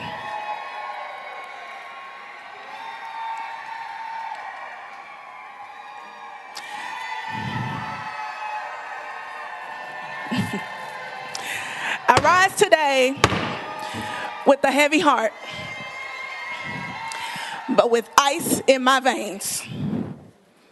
There are people watching today who are descendants of people who were beaten on bridges, jailed in courthouses, murdered in churches, not for committing crimes, but for trying to vote, for trying to have a say in who represents them, for trying to be counted as full human beings in a democracy that was built in no small part on the forced labor of our ancestors. Those people are watching today, Mr. Speaker, and I want them to know, if you are watching, I hear you, I see you, and I feel you, and I will not be silent today on your behalf. We have come to this special session like it's business as usual. There is nothing normal about what we are doing this week. Nothing normal about what we are doing today. What has bothered me the most this week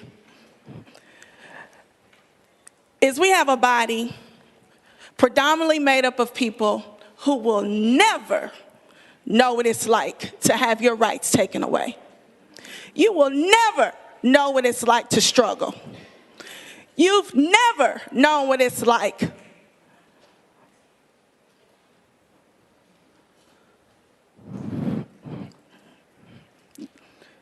to have the talk with your son because of the laws you passed prey on black boys. How to act when you get pulled over by the police. You'll never know what it's like to have the conversation with your daughter because her hair grows a little different out of her head like your daughter's. And I have to tell her, don't let nobody touch your hair. That is our crown. You will never know what it's like because it's always been given to you. You've never had to struggle to be seen, not as 3/5 of a human, but as a full person with self-agency in this country. I also want to acknowledge my colleagues on the other side of the aisle. I know most of you speak to me in the hallways. I've gotten to know some of you, and I know you go to church on Sundays. I know you love your families just like I do. And I know you believe you are good people. And that is precisely why what I am saying to you right now matters the most. Because good people, people who go to church, people who love their families, people who believe they're good, have throughout the history of this country done deeply, profoundly wrong things to black Americans. And they told themselves it was about something else. They told them that it was about economics, heritage, party, patriotism. It was never about something else. And today it's not about something else. I want the record to be absolutely clear about what is happening today in this chamber. 1 week ago, the Supreme Court of the United States in Louisiana versus Calais fundamentally rewrote Section 2 of the Voting Rights Act of 1965. The same day that decision was handed down, within hours, United States Senator Marsha Blackburn of Tennessee urged this body, this legislature, to convene and redraw our congressional maps, giving orders like she's already the governor. Governor Lee, at the behest of Donald Trump, called us back into this special section just 2 weeks after we just adjourned to do something this body has never done in the history of this state. Without a court order, without a census reapportionment, without a single legitimate legal trigger. So let me say that again. There is no new census. There is no court order. There is no legal obligation that required this body to convene this week. The only thing that changed in that Supreme Court removed the last legal protection standing between black voters in Tennessee and this supermajority's naked ambitions. And you moved within hours. I'm sure Daddy Trump will be proud of you. Now, this map is not just morally wrong, this is constitutionally vulnerable.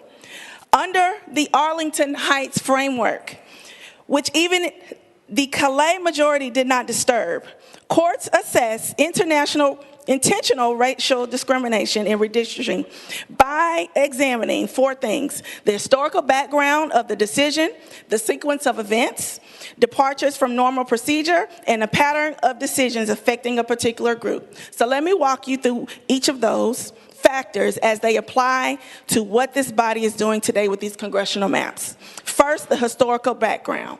In 2017, not that far long ago, Memphis moved the statues of Confederate General Nathan Bedford Forrest, the founder of the Ku Klux Klan, and Jefferson Davis from public parks. Memphis residents used a legal mechanism to transfer the land to a private nonprofit because this legislature had passed the Tennessee Heritage Protection Act to make removal impossible. And what was the legislative response to Black Memphians removing symbols of white supremacy from their own city? This body proposed making the removal of Confederate statues a felony, putting mayors and cities at criminal risk of enacting the will of the majority Black constituents. In 2018, the Equity Alliance, a Black woman-led organization that I helped co-found, registered thousands of new Black voters in Memphis alone for the 2018 midterms. The Shelby County Election Administrator, initially refused to process the voter registration forms. A court ordered them to continue processing them. And what did this legislative body do in response to Black Tennesseans registering to vote? The Secretary of State proposed House Bill 1079, criminalizing third-party voter registration drives with a $10,000 civil penalty and a Class E felony, targeting with surgical precision the organizations doing the most voter registration in Black communities. In 2020, young people, including now State Representative Justin Jones, occupied the Legislative Plaza outside this very Capitol for 62 days, demanding the removal of the Nathan Bedford Forrest bust right out here in the Rotunda. And what was this legislative body's response to young Black Tennesseans exercising their First Amendment rights? This body convened a special session in August of that year and made camping on state property a Class C felony. 2023, Representative Justin Jones and Justin Pearson went to the well to protest in their districts a mass shooting at the Covenant School. And what did this body do for that? Expelled them. 2 Black members, one of them from Memphis, Tennessee. 2024, Tyree Nichols was murdered by Memphis police. The Memphis Shelby City Council put in ordinance to make sure they protected people from traffic stops. What did this body do? We overturned the Memphis city ordinances. And then just last year, this very same sponsor of this congressional map introduced and passed legislation to dismantle the Tennessee Human Rights Commission, an agency born directly from the Civil Rights Act of 1965, an agency whose foundational purpose, whose entire reason from existence was to protect Black Americans from racial discrimination. Gone. And this year, during this regular session, just a couple of weeks ago, this body voted to take over the Memphis Shelby County School Districts, the Memphis Light, Gas, and Water Utility Board, and the Memphis Airport Authority.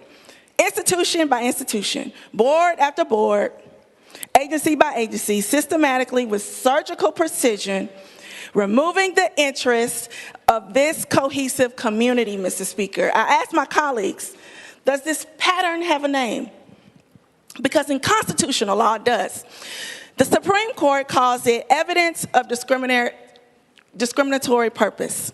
It is a pattern of targeted legislative backlash against the political and civic process of Black Tennesseans. Second, the sequence of events. The Supreme Court issued Calais on April 29th, Marsha Blackburn calls this session within hours. The governor convenes us within days. No legal analysis, no public hearings, no input from Shelby County residents, no expert testimony on alternative maps. In the entire history of Tennessee, this legislature has never, not once, redrawn congressional maps between apportionments without a court order. Not once, until the moment federal protection was removed. That sequence of events is not political inconvenience. Third, the pattern itself, Mr. Speaker. I represent Nashville, Davidson County, a county with a sizable Black and Latino population. In 2022, this legislature cracked Nashville into 3 congressional districts, splitting Black and Latino neighborhoods along lines that ensured no single district would have a majority-minority population capable of electing a representative of its choice. That was the first crack. Today, we are watching the second crack. Memphis, Shelby County, a majority Black city, is being cracked into 3 congressional districts. And here is the connecting tissue that makes this a pattern and not a coincidence. Because with this new proposed map, my constituents in Nashville are having their lines redrawn again, a second time. Not because anything changed legally, not because a court ordered it, but because the geometry of silencing Memphis requires adjusting the geometry of silencing Nashville. You cannot crack Memphis without moving Nashville's districts. And so you are. The sponsor's entire argument in Judiciary Committee was, we are drawing the map this way at this appointed time for partisan reasons, to get a 9-0 Republican delegation. But here's what the sponsor cannot explain.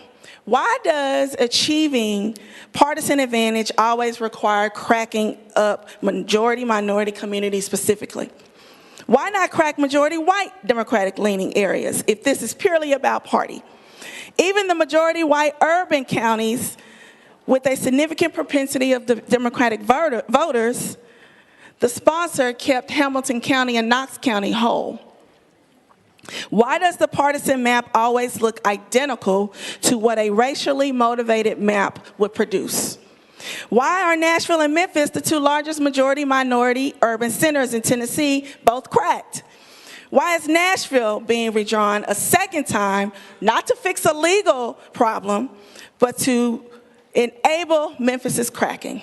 The answer to every one of those questions is the same, because the partisan goal and the racial goal are identical.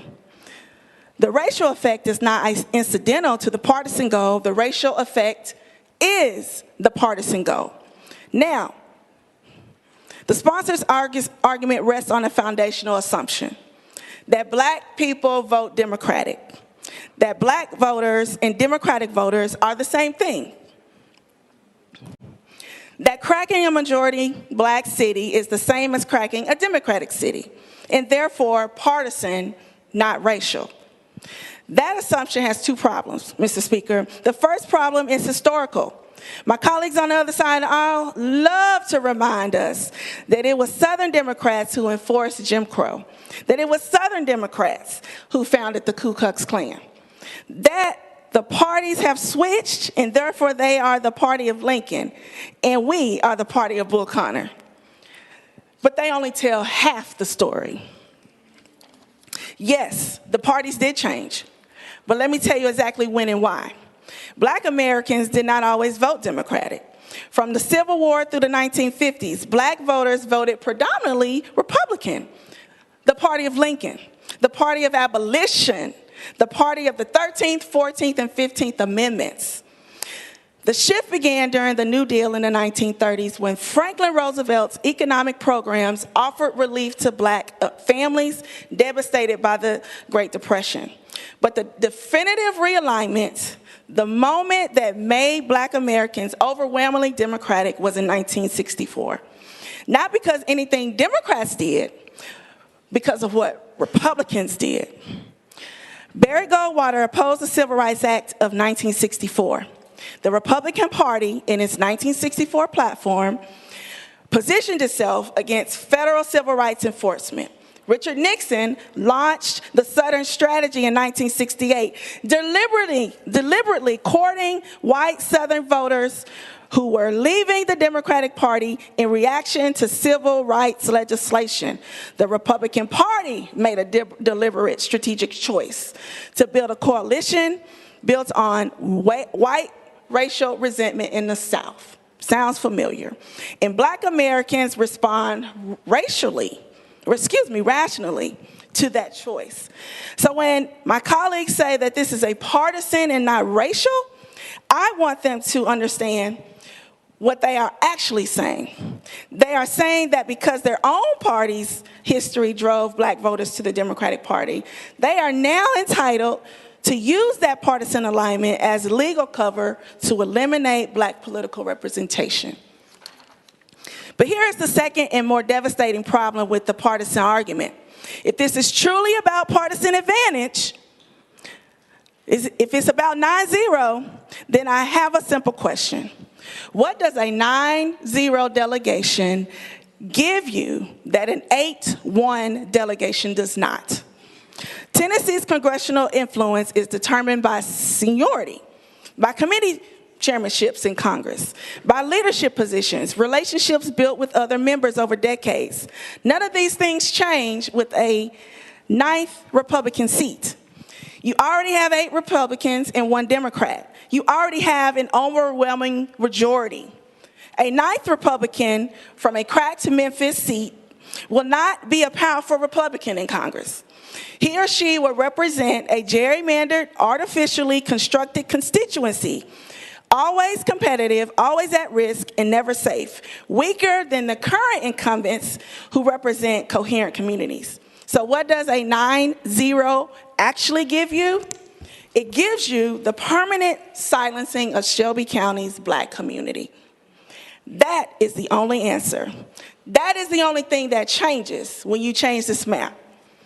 And if the only legislative purpose of a map is the permanent silencing of a specific racial community, that is not partisan gerrymandering. That is racial discrimination with a partisan cloak. Now let's talk about what this means for a person living in Memphis. For nearly 3 years of my career, I served as a congressional aide to former Congressman Jim Cooper in Tennessee's 5th Congressional District. I worked in his district office, answering the phones, sitting in on constituent meetings, people who came to us with their problems. So let me tell you what Memphis is about to lose when you crack this map into 3 districts. They will lose district offices, the physical place where constituents can walk in and off the street and talk to someone who works for the representative. They'll lose school visits, where congressmen show up and come talk to young people about public service, what the government does, about why their vote matters. They will lose someone to fight for federal funding for their hospitals, their schools, their roads, their nonprofits, their churches. They will also lose someone to call the Department of State when they are stranded in a foreign country during a global conflict and need to reach the nearest embassy. They'll lose someone to reach to expedite their passports. They'll lose someone to navigate the U.S. Citizen and Immigration Services to keep their green card. They will lose someone to write a recommendation to the West Point for a young man or woman who wants to serve this country. Senator Oliver, you've exceeded the time. I'll give you a few seconds to wrap up. These are not extractions. These are the daily grinding, unglamorous functions of congressional representation. That is the real cost of what this body is doing today. You call yourselves the party of law and order, but by calling a special session, you broke the law to change the law, to allow Donald Trump to continue being above the law. But you call yourselves people of faith. People of faith do not convene like this at the behest of a president. who has been found liable of sexual abuse, who has been convicted of 34 felonies, who I've never seen profess Jesus Christ as his Lord and Savior, and who is waging a war in Iran that is driving up gas prices to $4 a gallon. You did not call us here for those things, to change the gas prices, tax relief.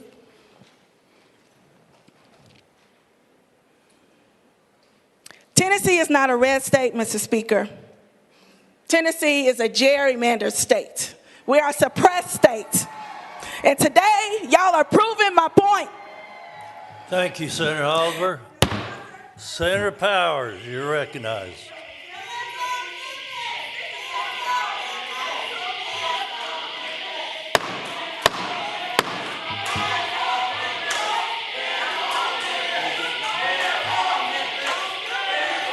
Clear.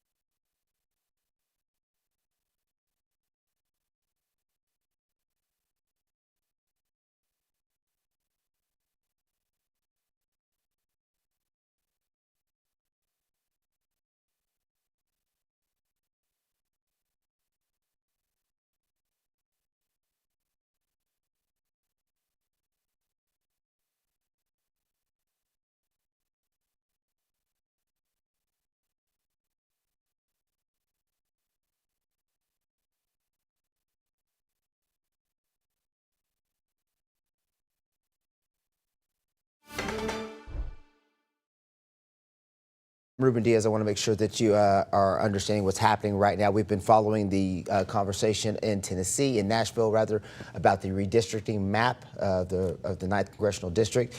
Several speakers have been speaking up to this point in time.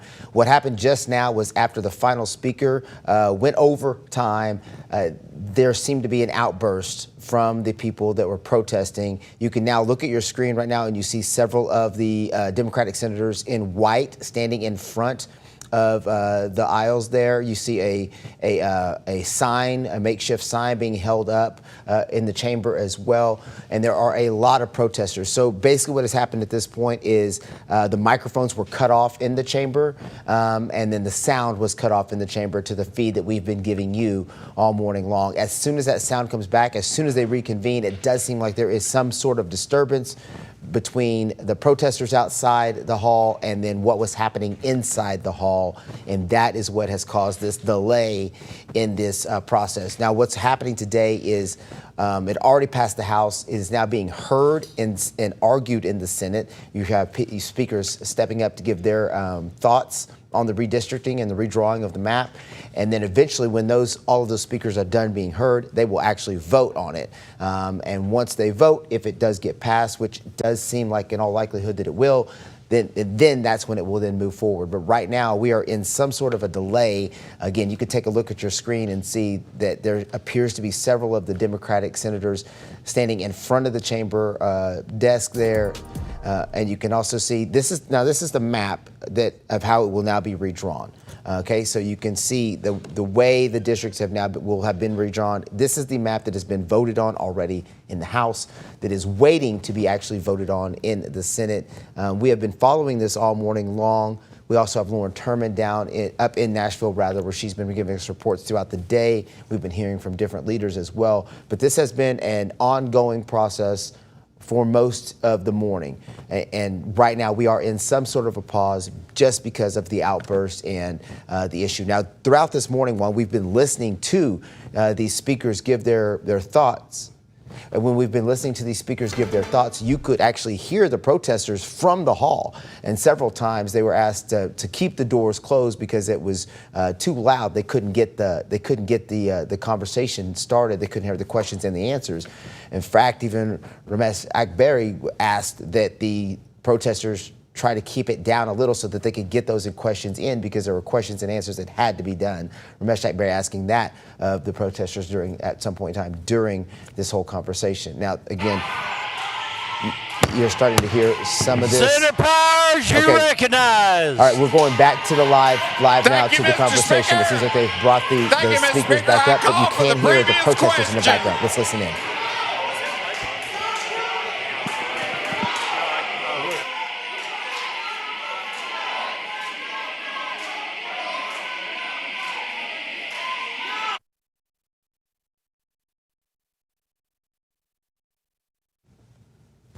It seems as though they have muted the sound again, and you can understand why. It would not surprise me if there was some sort of delay taken at some point in time, because those protesters are making it very difficult for the speakers to speak and ask their questions and give their thoughts. And so while the Democratic senators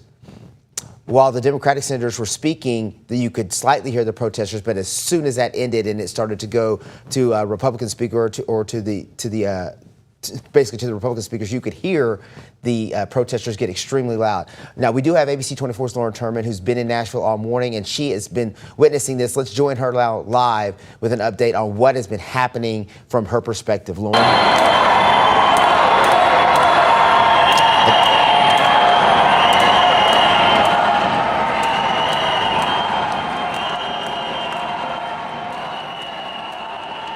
All right, we're not going to listen to Lauren because obviously it's extremely loud out there, but you can see the protesters and you can hear. I'm gonna be quiet for a second and let you just hear what the amount of noise that the protesters are giving. This is right outside of the chamber.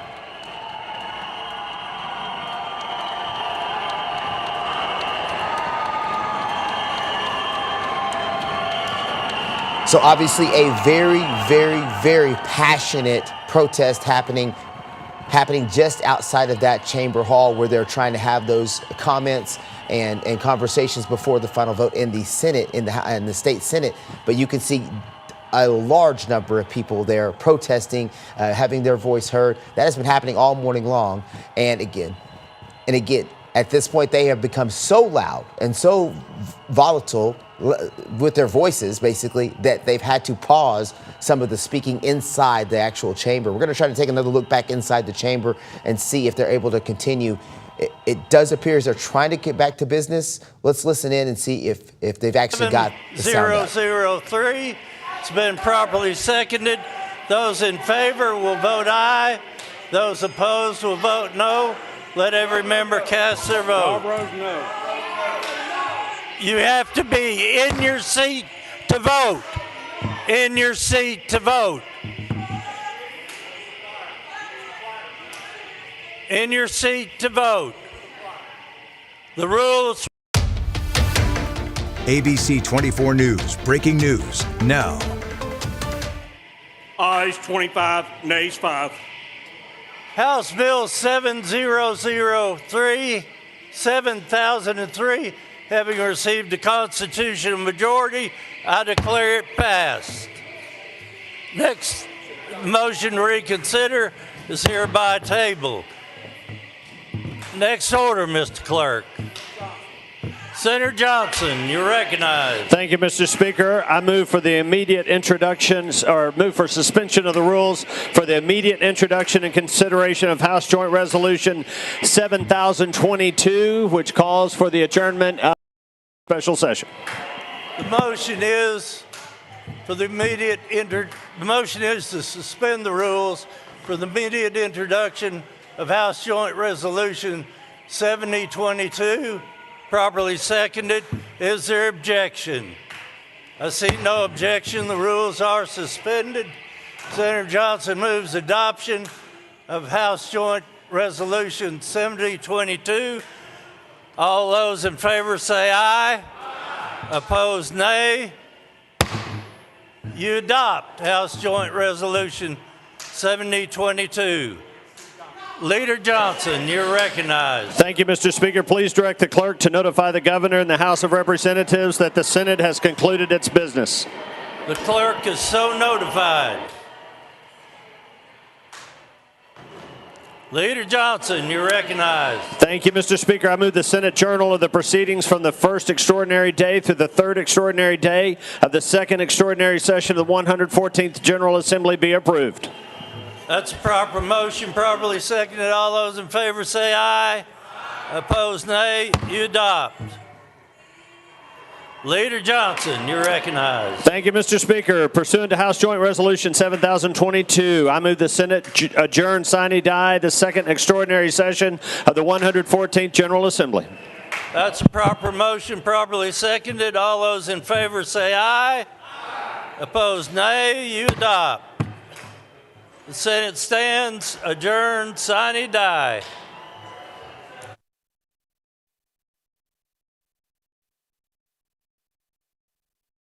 All right, and there you have it. That session has just been adjourned and ended. House Bill 7003, so 7003, has officially passed. That means that the bill to redraw the district has officially passed the Senate and the House today in a vote of 25-5. The 5 noes were Senator Yarbrough, Senator Kyle, Senator Campbell, Senator London Lamar, and Senator Ramesh Akbari. Those were the 5 noes. 25-5, again, is the final vote in that Senate meeting today. All right, let's. You're taking a look right now at how the map is going to change, but let's go back outside of that chamber where the protests are happening right now. As again, this bill has just changed. This bill has just passed, and the Senate has just adjourned their business for the special session, and this is going to be an ongoing situation for several hours as people are outside of that chamber, extremely passionate about their voice being heard in this situation. Now, this is a historic day for Tennessee. There are some legalities involved with this as well that may come to pass at some point just because of the census and when the timing of all this. Again, that's all stuff that may have to play out within a court. But as of right now, the Tennessee State Senate has passed the redrawing bill of the maps of the district. It had already passed the House, was now in the Senate after several speakers took the podium and took the microphone and gave their thoughts and their opinion and were basically pleading for Republicans to not vote for this. That did not happen. The 25-5 was the final vote here in this session. That means that the 9th Congressional District will be redrawn into that new version that we were able to show you earlier. There is a difference between the old map and the new map, and we will, again, over the next coming days, and of course later today as well, be able to give you a better idea of what that looks like and what that's going to mean for people here in Memphis and the Mid-South, and for what minority votes are going to look like here in Memphis and in the Mid-South. But again, the breaking news right now for you, that House Bill 7003 has officially passed, 25-5 vote in the state Senate. It is now official that the redistricting and redrawing of District 9 is going to be able to happen at this point in time. All right, we're going to stay on this here for a little while longer. We do have a reporter in the field. ABC 24's Lauren Turman is out in the field right now. And Lauren, can you get us caught up on what is happening right now that the vote has just passed?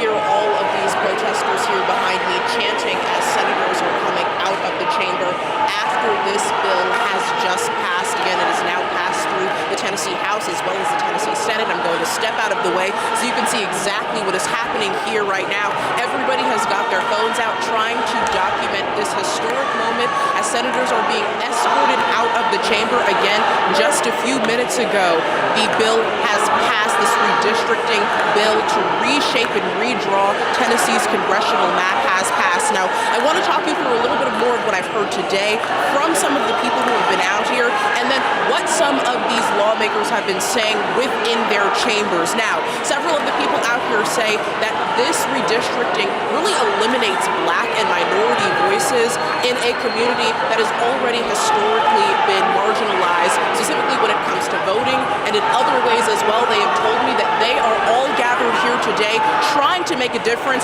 trying to make their voices known, and really make sure that everybody knows that Tennessee stands strong. And they have told me that Tennesseans do not want for this to happen, and you can hear all of that right now. Again, as they are booing or cheering as lawmakers are coming out of the chamber. Now, earlier today, we heard from Representative Antonio Parkinson, who said that this is the time for the community to stand up, that this is just the beginning of a movement, and that they are expecting for lawsuit to follow in all of this. So that was immediate reaction after the House initially passed that bill. And then again, just a couple of minutes ago, we are hearing more from senators who say that Memphis and Shelby County specifically will really be feeling the impact of all of this. And they also told some really historical points about how the Memphis community has had to go through the civil rights era, how the Memphis community has had to fight for voting rights, how Memphians have really been standing strong and proud in moments like these and trying to come together and make sure that the nation knows that they are standing strong in all of this. And now, senators also echoed a lot of that same sentiment, but I also want to tell you a little bit more of the background of all of this and exactly what is happening within these districts. Under this newly approved map, District 9 as we know it now would be reshaped and expand into much of Middle Tennessee. They would also be divided between Districts 5, 8, and 9. So Memphis and Shelby County would be split into 3 different districts, and again, completely reshaped as we know it now. Of course, several other counties across the state of Tennessee are also being reshaped in all of this, and you can hear that booing as senators are leaving the chamber. Again, much of that is going towards Republican senators who have voted in favor of this redistricting plan here. And so they have been really trying to make sure they are outspoken when it comes to all of those little policies that they are trying to get across in this manner. But I have seen several people talking to their constituents out here and really trying to get and understand more of the opinions, specifically on the Democratic side. I've seen quite a few Democratic representatives from the Memphis area talking to a lot of people out here and trying to understand more of their opinion. Now, just in terms of walking you through what exactly is happening here, what has happened over the past couple of years that makes this moment so historic. In 2022, there was a vote that happened to redistrict at that time that turned the majority into a vastly Republican majority. There were 8 Republican districts and 1 Democratic district. Of course, that's District 9. And now, of course, with this vote, this has turned into a completely Republican congressional map, and there are no more Democratic districts at this point under this plan. So, of course, during this moment, everybody is standing up. You see them here. They're trying to make their voices heard and telling the senators who voted against this how much it matters to them.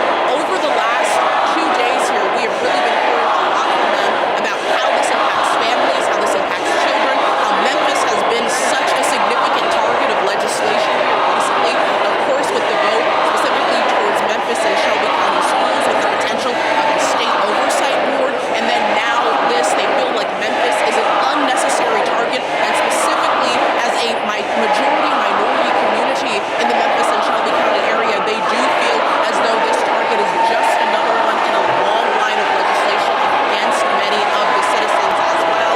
And so, of course, now you can see all of these senators walking through, people raising their voices. We have seen this consistently over the past few days here as everybody is trying to take a stand and telling how they are feeling about this, telling their lawmakers how they are feeling about this in particular. And again, we are all witnessing a historic moment right now, but I am told from many people out here that this is just the beginning of their fight, that they are going to stand up, and more importantly, they hope this encourages other states that this may happen to, specifically southern states, to stand up and encourage everybody to make sure that they have a voice, to make sure their voices are heard, and to make sure that everybody knows they are standing together in the entirety of this fight. We've heard words like shame on you, we've heard things like abuse of power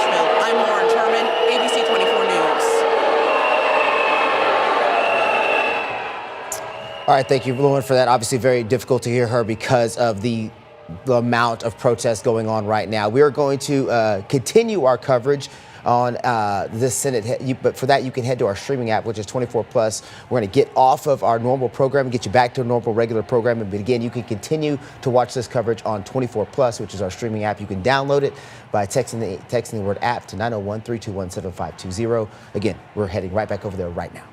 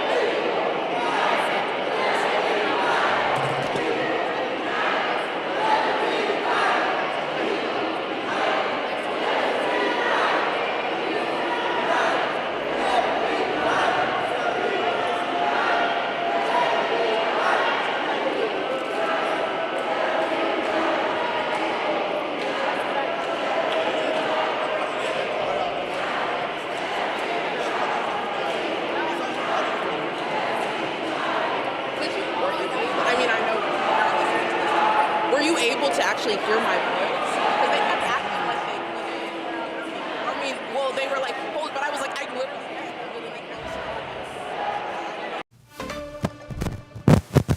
All right, thank you for continuing to stay with us here on ABC 24 Plus. We are obviously covering the historic day in Nashville at that special session where the State Senate has just voted 25-5 to approve the redrawing of the district maps here in Tennessee, which includes here in the Mid-South, which changes District 9 and kind of completely alters the makeup of that district. You have been taking a live look at the protests outside of the chamber, of the Senate chamber. We can go back to that any second now and give you an idea of what that looks like for people who are up there right now in Nashville from all across the state. We noticed that some of the senators mentioned there were people from Knoxville and Memphis and Nashville and surrounding cities, all there in support of not voting for this bill. So our Lauren Turman is there in Nashville, and she has been trying to give us reports, but it has been extremely loud outside of the chamber hall, so it's been very difficult to hear her. Now, this is going to give you an idea of what we're talking about when it comes to the changing, the redrawing of the maps. At the top of your screen, you can see the previous maps and how it was laid out. Okay, and then there at the bottom, the second map, you can see what the new version will look like and how the districts are broken up and altered and changed, particularly there in the middle of the state, and what that's going to do to the voting districts in several areas and what that's going to mean for voters in several areas. So again, this is all happening in the last 15 to 20 minutes. After speakers were done speaking, the protesters got extremely loud when it was almost time, when it was time to get ready to take the vote.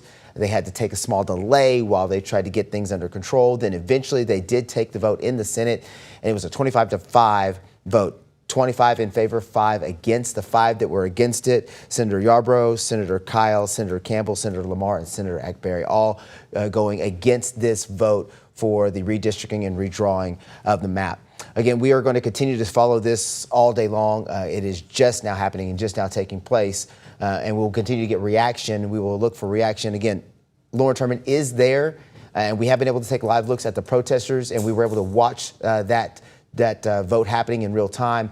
But at this point, it is so loud in that protest, in that hall, in the Senate hall, outside of the chamber, that you just cannot hear a live report coming from her. So again, we'll stay with this for a few more minutes while we figure out if we're able to get back there and what we're able to do. Again, we can take a look at kind of how this started, kind of get you caught up on where we're from beginning to end to how we got here. Let's take a look back a little bit at how it started.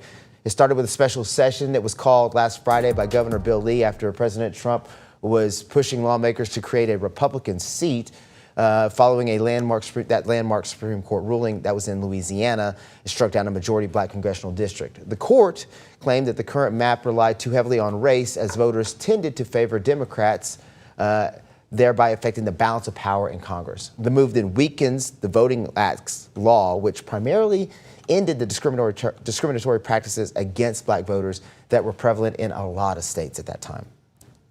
Now, again, that's how it started, but there's been an ongoing cycle up to this point, right? So we went from the special session being called or being asked for, President Trump even coming out saying that he wanted this to get done. Then the special session was actually called. It actually was started on Tuesday, which was the voting day for the primaries, which was a little bit distressful for some people. So the session started then. Initially, there were two versions of a map that they were having trouble agreeing on.